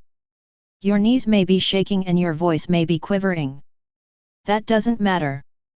You faced your fear and accepted the challenge. Congratulations are in order. The likely result is that your self-esteem will be enhanced and you'll feel exhilarated. On your first attempt, you won't be hailed as the world's finest speaker. So what? Let's face it. You can't expect to be an accomplished speaker during your first presentation. Were you a great tennis player after your first 98 attitude is everything game? Or a great swimmer the first time you entered the water? Developing any skill takes time. I remember my first motivational speech. That was in 1988. And my performance was nothing to write home about. I gave a free talk to a group of real estate sales people, and let me tell you, I was terrified. I couldn't take my eyes off my notes. Fortunately, the content of my presentation was very solid and the audience responded well. But I had a long way to go before I could call myself a good speaker. On the second presentation, I was a little better. And when I had done 5 or so presentations, I began to rely less and less on my notes, and to develop a stronger connection with the audience. Now, 11 years later, I'm a professional speaker who speaks to thousands of people each year throughout the United States. But let's not forget that it all started with a scared guy who gave a very unimpressive talk in 1988.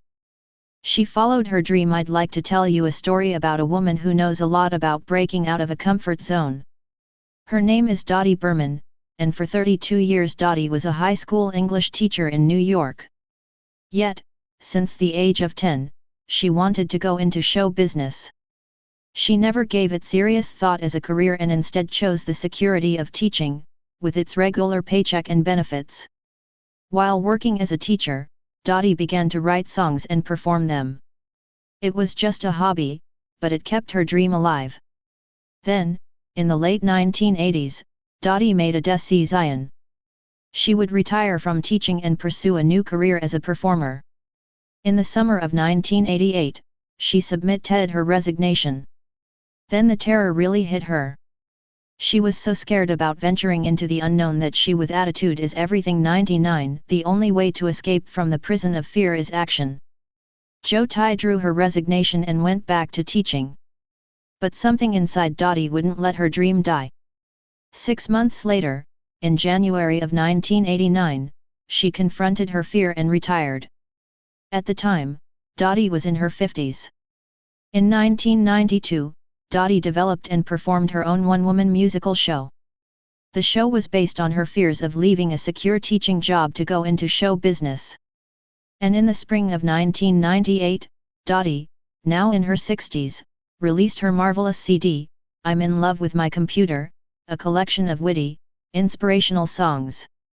She also performed these songs in a musical revue in a cabaret in New York City and continues to present her programs of original songs and stories in theaters and cabarets, as well as for organizations throughout the country. Dottie will be the first to admit that her career transition has been filled with challenges and setbacks. But has it been worth it? According to Dottie, I've never been happier in my life. Bravo, Dottie, for confronting your fears and inspiring us to follow our dreams. Just do it. Ralph Waldo Emerson offered some simple advice, which, if followed, can transform your life. He said, do the thing you fear and the death of fear is certain.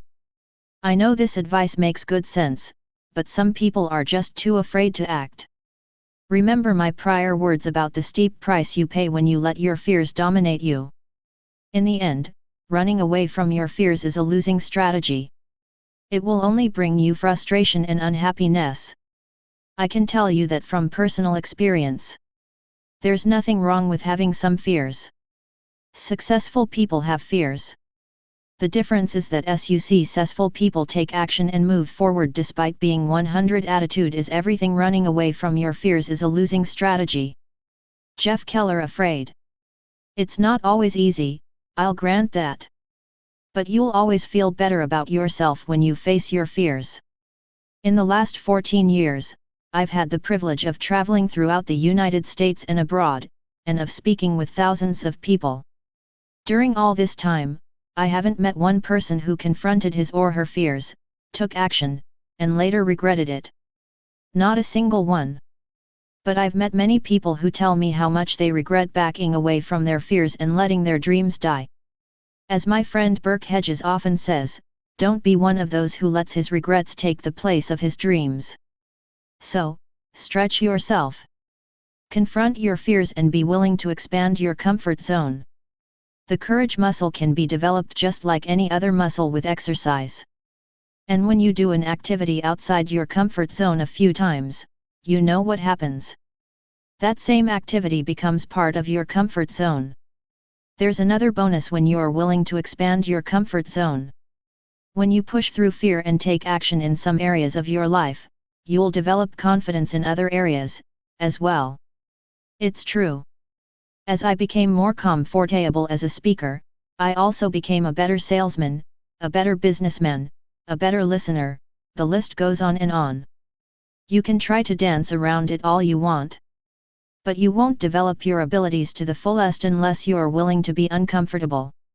Life doesn't reward those who refuse to expose themselves to difficulties and challenges. It's important that you put yourself in a position to win, and that means taking action despite fear.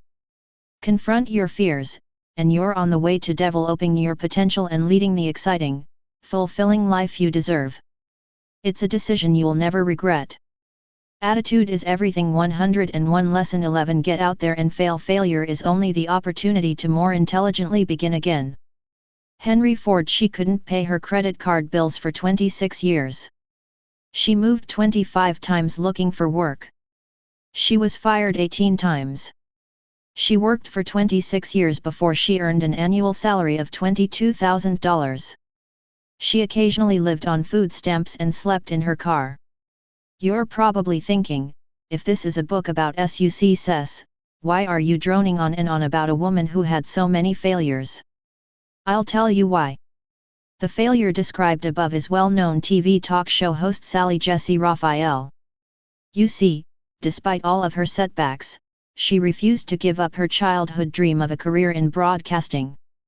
She was willing to keep failing, until attitude is everything 107 she succeeded.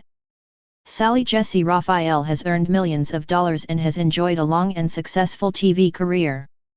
All because she kept a great attitude despite years of failures. In the beginning, how is it that someone like Sally Jessy Raphael can endure 26 years of failure and keep going? If you look back to your own childhood, I think you'll see that you, too, demonstrate tremendous resilience in the face of repeated failures. Remember when you learned how to ride a bicycle? You probably began with training wheels. Eventually, when these crutches were removed, keeping your balance became more difficult.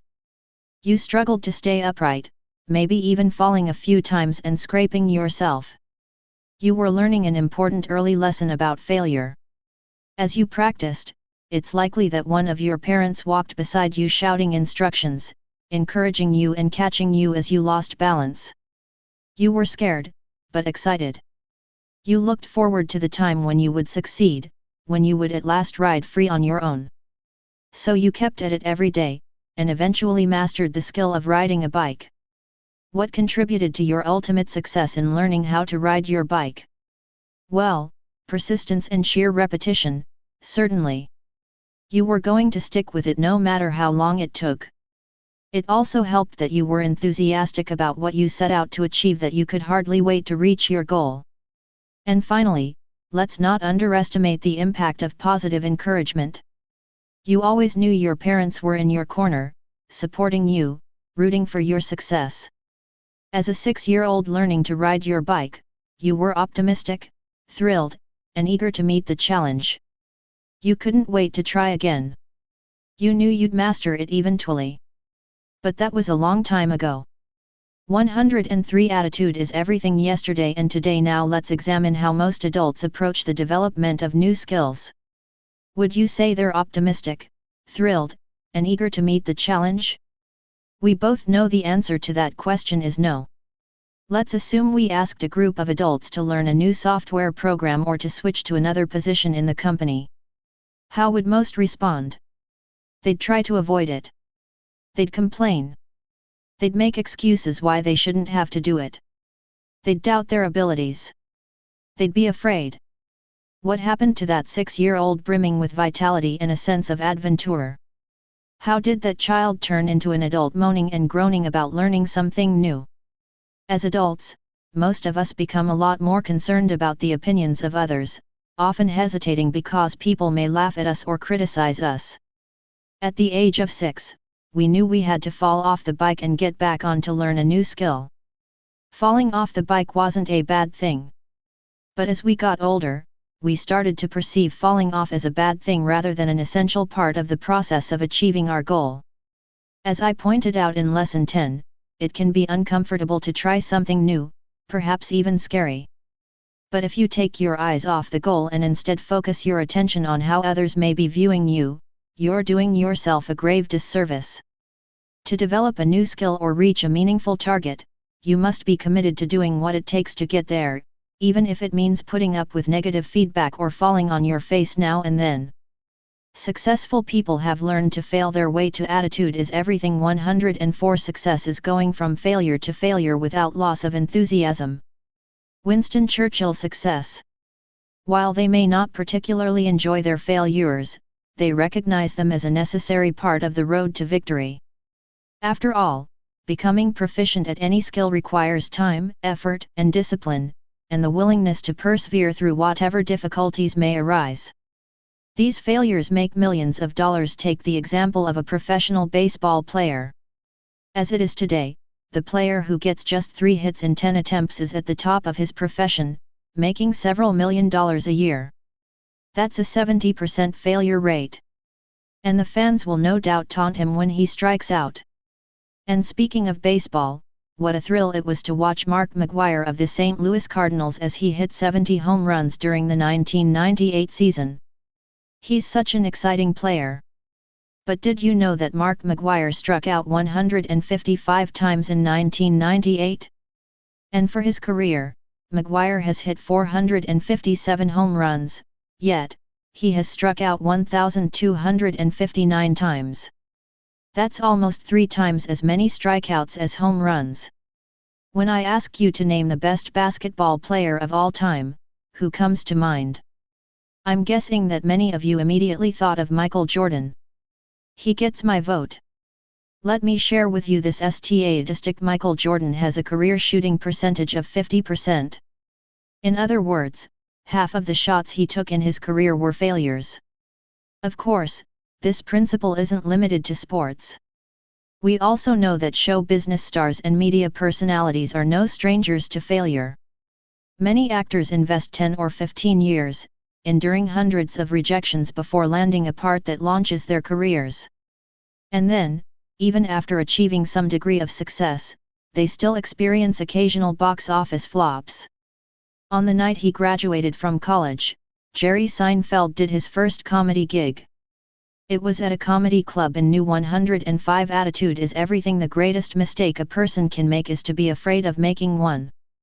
Albert Hubbard, York City. He bombed. When asked to describe that evening, Seinfeld said, "It was pretty horrible. It was a terrible sinking feeling." But he didn't quit.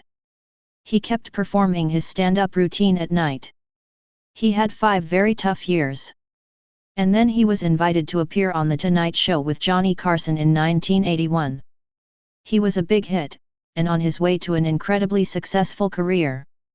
In a nutshell, all these individuals realize that success, to a large extent, is a matter of persistence. That is, if you keep trying, keep developing yourself and keep making adjustments along the way, you're going to succeed. You simply need to get enough at-bats, go on enough auditions, visit enough potential clients. Undaunted by failure, I want to tell you about 2 guys who wrote a book containing a collection of inspirational stories.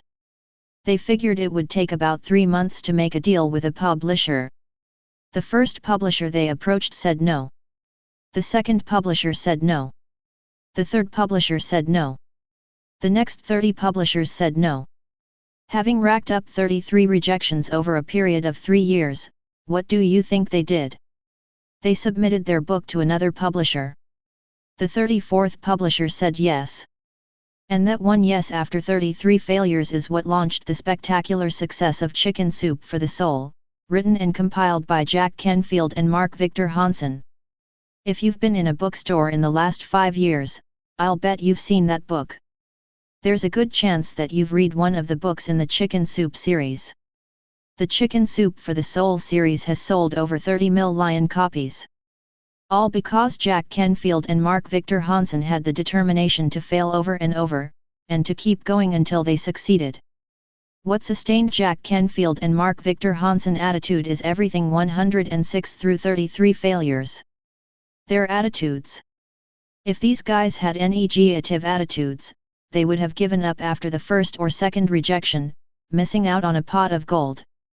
But their attitudes remained positive and upbeat failure, after failure, after failure. What's a good attitude worth? In their case, about $10 million a piece, and still counting. No overnight success. Another example of someone who endured years of failure is the phenomenally successful radio host Rush Limbaugh. For years, Rush Limbaugh worked at low-paying jobs and was ridiculed before he made a successful breakthrough. After floundering in radio for 12 years, he was urged to get out of the business. In 1979, he left the radio industry and spent 5 miserable years in a sales job for which he wasn't suited. In 1983, he returned to radio, and the rest, as we know, is history. So, when you get right down to it, there is no such thing as failure. There are only results, some more successful than others. Failure doesn't mean you've reached the end of the line and that success isn't possible. The only time success is impossible is when you quit. Quitting is final. But continued attempts, with commitment and diligence, can be turned into success.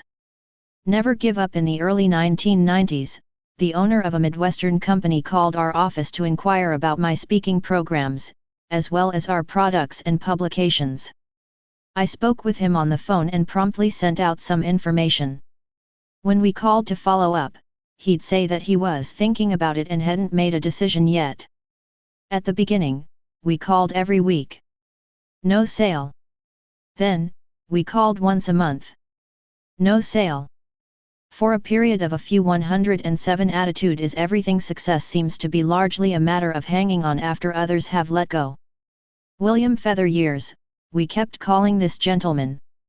We kept sending him quarterly newsletters and flyers. And all we had to show for it was one failure after another. But in the spring of 1998, a representative of his comp in New York called our office, and I was hired to present a motivational program at one of their sales meetings. When I met the owner in person, he told me, "I was impressed with your persistence. Someone from your office kept calling me for years, and didn't give up." Sure, we put up with years of failure. But it was all worth it when we made that sale. Key questions: if you aren't getting the results you want or have been discouraged by failures, ask yourself these questions. 1. Do I have an unrealistic timetable? Maybe you expect to skip steps and succeed on a grand scale immediately. Success is usually achieved by climbing one step at a time. And you don't always know how long it will take to advance to the next level. So, be patient with yourself and resist the temptation to compare your progress with that of anyone else. You'll advance faster than some, slower than others. Maintain a great attitude, take action, make adjustments, and the results will come. 2. Am I truly committed? Do you have a burning desire to achieve your goal? It's essential that you be willing to do whatever it takes and that you banish any thought of giving up before you accomplish your objective. Of course, it's much easier to be committed when you love what you're doing. Therefore, go after those goals you're passionate about, and harbor no thought of quitting. 3. Do I have too many discouraging influences? Unsuccessful results can be frustrating.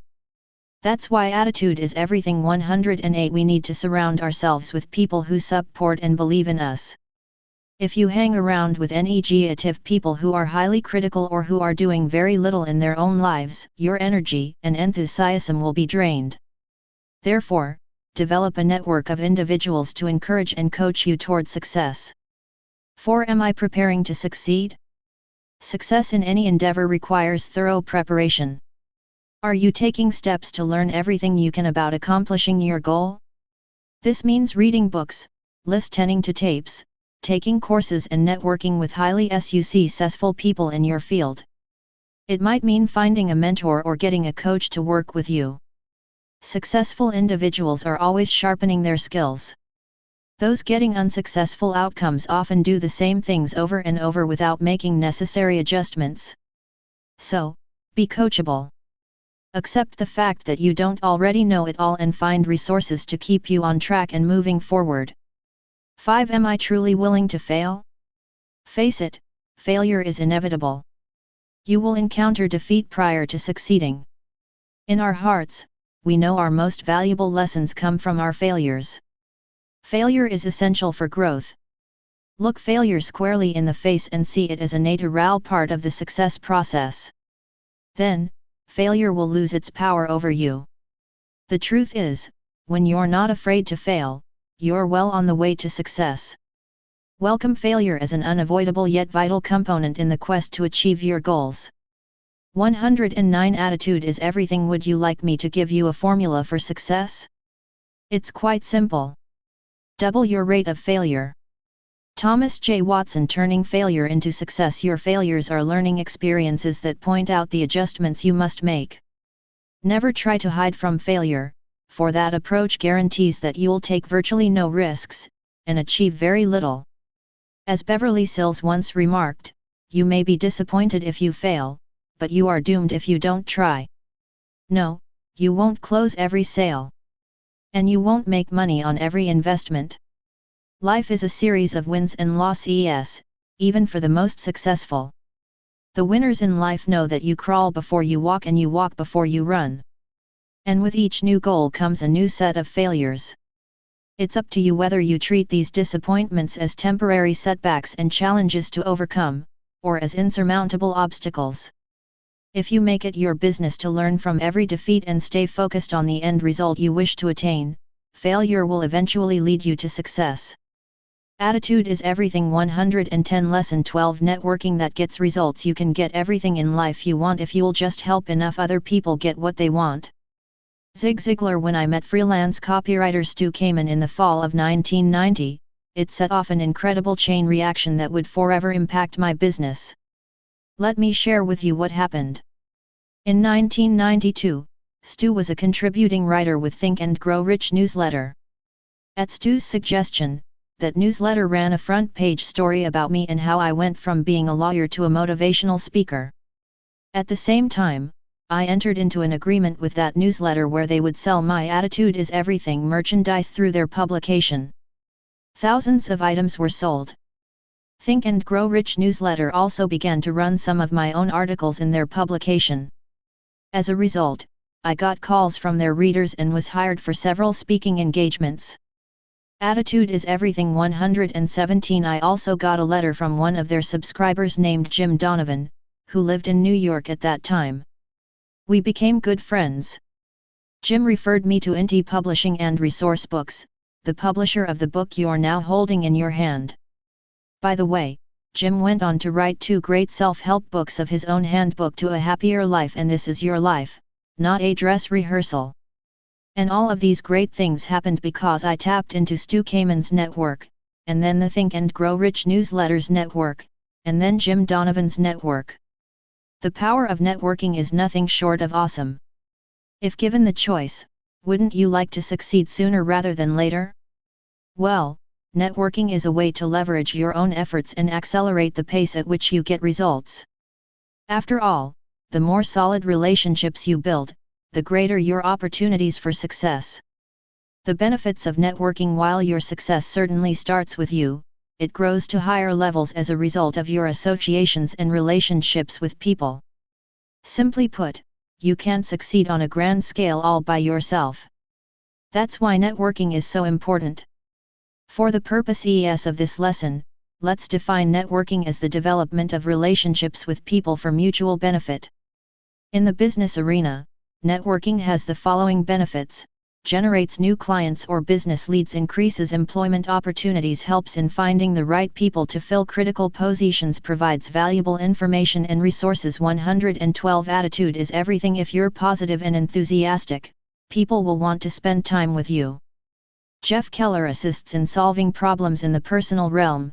Here's what networking can do for you: enhance your social relationships by introducing you to new friends, help you to become acquainted with people of varying ethnic, cultural, and philosophical backgrounds, provide valuable information and resources, contribute to your spiritual growth. Now that we know what networking can do, the question is, what can we do to enhance the effectiveness of our network? Let me pass along 16 techniques that I've found productive. To simplify matters, I've organized them into 4 separate, but related, categories: 1. Attitude and action, 2. Referrals, 3. Communication, and 4. Follow-up. Attitude and action. 1. Project a winning attitude. When it comes to networking, attitude is everything. If you're positive and enthusiastic, people will want to spend time with you. They'll want to help you. If you're gloomy and negative, people will avoid you, and they'll hesitate to refer you to their friends and colleagues. 2. Participate actively in groups and organizations. Effective networking and relationship building takes more than paying dues, putting your name in a directory and showing up for meetings. You must demonstrate that you'll take the time and make the effort to contribute to the group. What kinds of things can you do? For starters, you can volunteer for committees or serve as an officer or member of the board of directors. The other members will respect you when they see you roll up your sleeves and do some work. They'll also learn about your people skills, your character, your values, and last, but not least, your attitude. Let's get back to Stu Kamen for a moment. He Attitude is Everything 113 wanted to build contacts within advertising agencies, so he joined the Long Island Advertising Club in 1994. Stu immediately began to attend the group's meetings. When they asked for volunteers for various projects, Stu raised his hand. He got actively involved. Within 6 months after joining, somebody approached him and said, "We hear good things about you. You're a hard worker and very energetic. Would you like to join our board of directors?" As you might guess, Stu gladly accepted.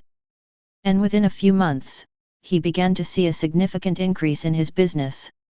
In early 1999, Stu told me that well over 50% of his current business can be traced to people he met through the Long Island Advertising Club, proving that people can get big results in a short time by networking effectively. 3. Serve others in your network. Serving others is crucial to building and benefiting from your network. You should always be thinking, how can I serve others, instead of what's in it for me? If you come across as desperate or as a taker rather than a giver, you won't find people willing to help you. Going the extra mile for others is the best way to get the flow of good things coming back to you. How can you serve others in your network? Start by referring business leads or potential customers. In addition, whenever you see an article or other information that might be of interest to someone in your network, forward the material to that person. When I think of effective networkers, the first name that comes to mind is Mark LeBlanc. Mark gives presentations to business owners who want to grow their business and to salespeople who want to sell more of their products and services. I've referred many people to Mark. Why? He's a talented, service-oriented person. 114 Attitude is everything getters don't get, givers get. Eugene Benge, who has gone out of his way to encourage me, and to help me build my business. Mark has put me in touch with people in his own network who are in a position to help me. He distributes my materials at his presentations. Mark is one of those people who just keeps giving, and giving, and giving. That's why people want to help Mark, and that's one reason why his own business is growing. As the Bible says, "Give, and it shall be given unto you." That's the truth. Referrals. 4. If you refer someone, make sure that the person mentions your name as the source of the referral. Be explicit. Let's assume you're about to refer John Smith to your graphic design Jane Jones. You might say to John, "Give Jane a call, and please tell her that I referred you." In some instances, you may even call Jane and let her know that John Smith will be contacting her. Then, the next time you see or speak to Jane, remember to ask if John called and how it turned out. You want to reinforce in Jane's mind that you are looking out for her and helping her to grow her business. 5. Be selective. Don't refer every person you meet. Respect the time of those in your network. Referring unqualified leads will reflect poorly on you. Ask yourself whether or not a particular referral is really going to be of value to your network partner. Keep in mind that the key is the quality, not quantity, of the leads you supply. Communication. 6. Be a good listener. Have you ever been speaking to someone who goes on and on about himself and his business and never takes a moment to ask about you? We've all run into the me types, and they're the last people you want to help. So, in your conversations, focus on drawing other. Attitude is everything. 115 people out. Let them talk about their careers and interests. In return, you'll be perceived as caring, concerned and intelligent. You'll eventually get your turn to talk about yourself. Sure, this is Dale Carnegie 101. But it works. 7. Call people from time to time just because you care. How do you feel when someone calls you on the phone and says, "Hey, I was just thinking about you and was wondering how you're doing"? I'll bet you feel like $1,000,000. If that's the case, why don't we make these calls more often? Every now and then, make it a point to call people in your network simply to ask how they're doing and to offer your support and encouragement. That's right. Call just because you care and because that's the way you'd like to be treated. Every December, I pick up the phone and call certain clients I haven't spoken with for a long time. Many of these people haven't ordered anything from my company in years. My call is upbeat and my only agenda is to be friendly. I don't try to sell them anything. I appreciate the busyness they've given me in the past, and I just want to hear how they're doing, personally and professionally. If business comes from these calls, that's great. If business doesn't come from these calls, that's great. Year after year, I do get business as a result of making these calls. Someone will say, I need to order more of those attitude is everything lapel pins, or our company is having a sales meeting in 6 months, and they may want you to do a presentation. 116 Attitude is everything you can succeed best and quickest by helping others to succeed. Napoleon Hill. Please understand that this isn't manipulation or a sales tactic on my part. I'm not expecting these people to give me business. I really care about how they're doing.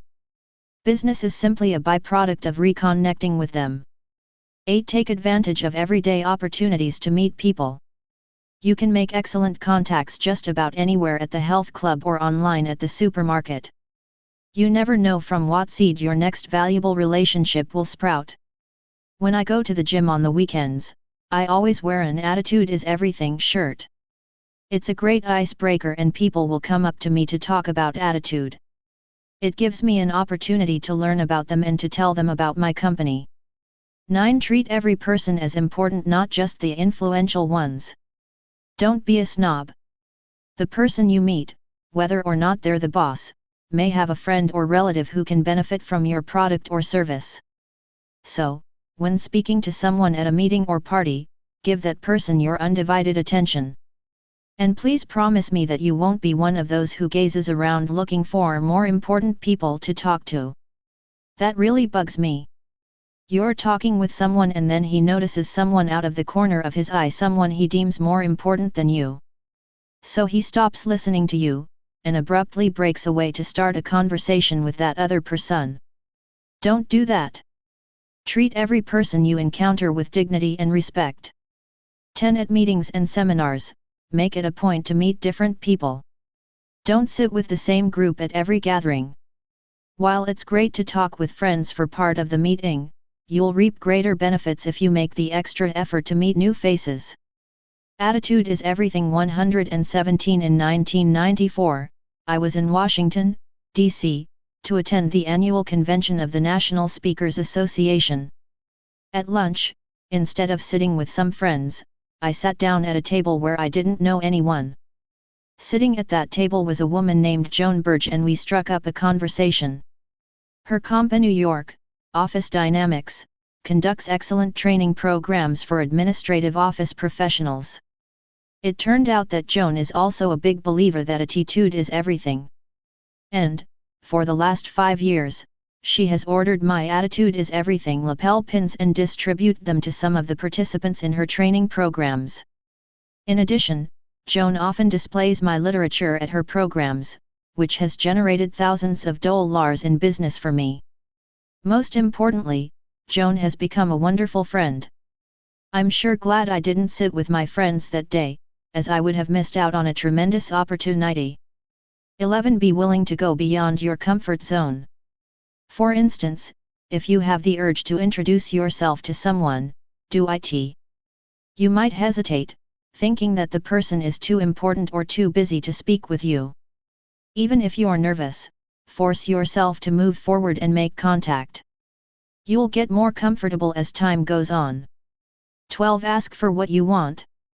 By helping others, you've now earned the right to request assistance yourself. Don't be shy. As long as you've done your best to serve those in your network, they'll be more than willing to return the favor. Follow up. 13. Send a prompt note after meeting someone for the first time. Let's say you attend a dinner and make a 118 Attitude is Everything new contact. Send a short note as soon as possible explaining how much you enjoyed meeting and talking with him or her. Enclose some of your own materials and perhaps include information that might be of interest to this person, such as the name of a trade magazine and a subscription card. Ask if there's anything you can do to assist this individual. Be sure to send the note within 48 hours after your initial meeting so that it's received while you're still fresh in your contact's mind. 14. Acknowledge powerful presentations or articles. If you hear an interesting presentation or read a great article, send a note to the speaker or writer and tell him or her how much you enjoyed and learned from their message. 1 person in 100 will take the time to do this. Be the one who does. I'm not saying that speakers and writers are special people who deserve to be worshipped. The point is, speakers and writers often have developed a huge network of people covering a variety of industries, a network you can tap into. 15. When you receive a referral or helpful written materials, always send a thank you note or call to express your appreciation. Follow this suggestion only if you want to receive more referrals and more useful information. If you don't acknowledge that person sufficiently, he or she will be much less likely to assist you in the future. 16. Send congratulatory cards and letters. If someone in your network gets a promotion, award, or celebrates some other occasion, for example, a marriage or birth of a child, write a short note of congratulations. Everyone loves to be recognized, yet very few people take the attitude is everything. 119. Treat every person you encounter with dignity and respect. Jeff Keller. Time to do this. Being thoughtful in this manner can only make you stand out. It's also appropriate to send a card or memorial gift when a family member dies. Building your network. The networking suggestions offered above are merely the tip of the iceberg. You should be able to come up with several new ideas of your own. How? By going to your library or bookstore and seeking out the many excellent books on networking, and by noticing what other people are doing and adapting their ideas in a way that suits you. Remember that networks are built over time and that significant results usually don't show up immediately. So be patient. Build a solid foundation of relationships and continue to expand and strengthen them.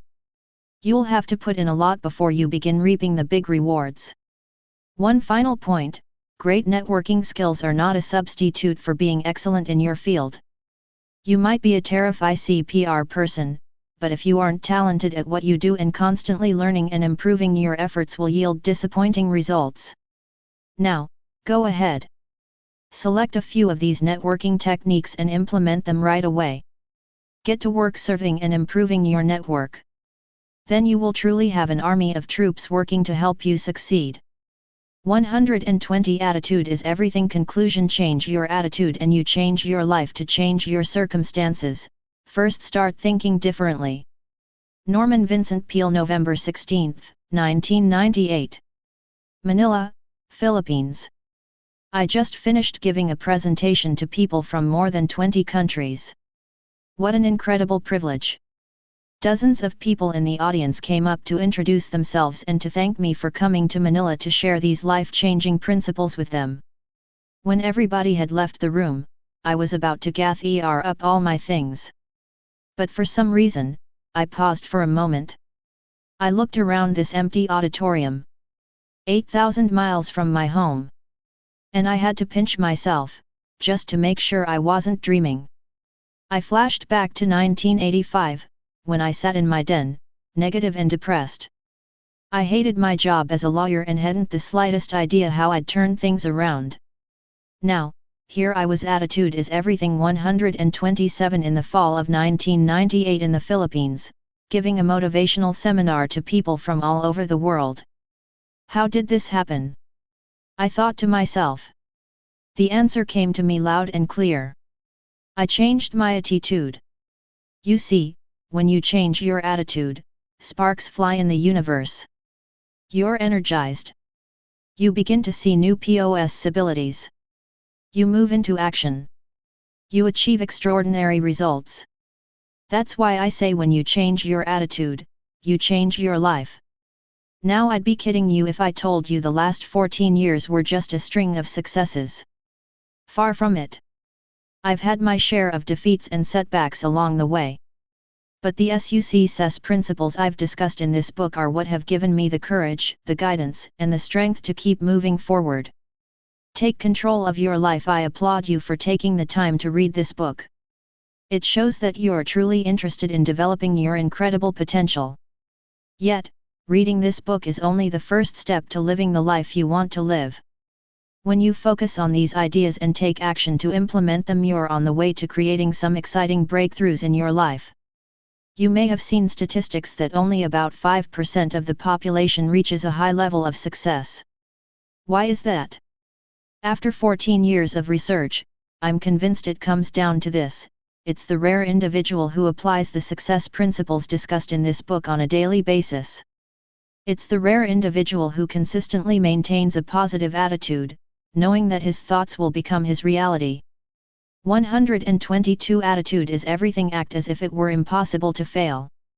Dorothea Brand. It's the rare individual who watches the words he uses, knowing that he's programming his mind for success, mediocrity, or failure. It's the rare individual who has the guts to confront her fears, because that's where her potential will be developed by doing things she's afraid to do. It's the rare individual who looks for the silver lining in every dark cloud.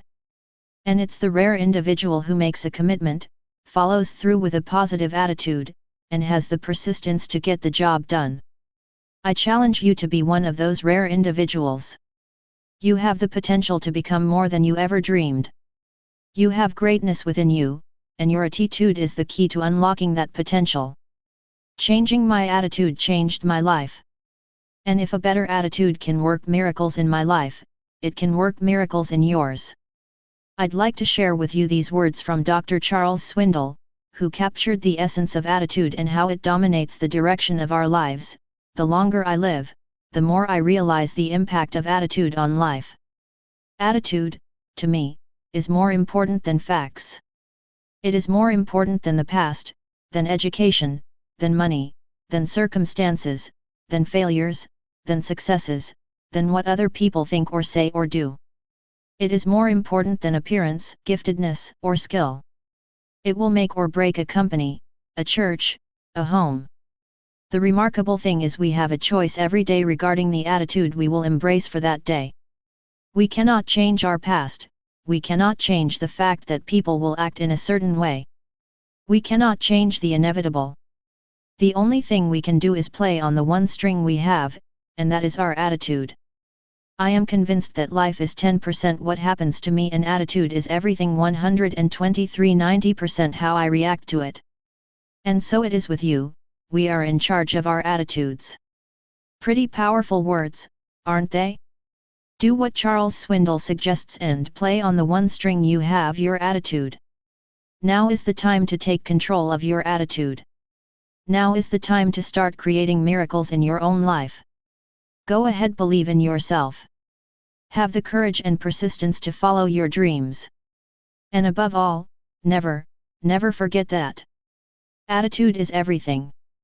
May God bless you on your journey. 124 Attitude is everything. About Jeff Keller. Jeff Keller, president of Attitude is Everything, Inc., works with organizations that want to develop achievers and with people who want to reach their full potential. Jeff is a speaker, seminar leader, and writer in the area of motivation and human potential. For more than 14 years, he has delivered his uplifting presentations to businesses, organizations, groups, and educational institutions. Jeff communicates with sincerity, clarity, and impact in a way that touches the minds and hearts of those in the audience. Each presentation or seminar is specifically designed to meet the needs of the business or organization being served. He is the author of 2 highly acclaimed publications, Attitude is Everything newsletter and the free monthly email newsletter, Here's to Your Success. Jeff is a member of the National Speakers Association and lives in New York. For more information on Jeff Keller's motivational presentations, products, and publications, please visit his website at http://www.attitudeiseverything.com for an instant download of Jeff's best-selling audio program, Change Your Thinking, Change Your Life. Go to http://www.mp3motivators.com. See the special electronic coupon below to save $5 as a preferred Attitude is Everything reader. To collect discount, enter this code in the referral box. AIE special electronic coupon saves $5 on instant download.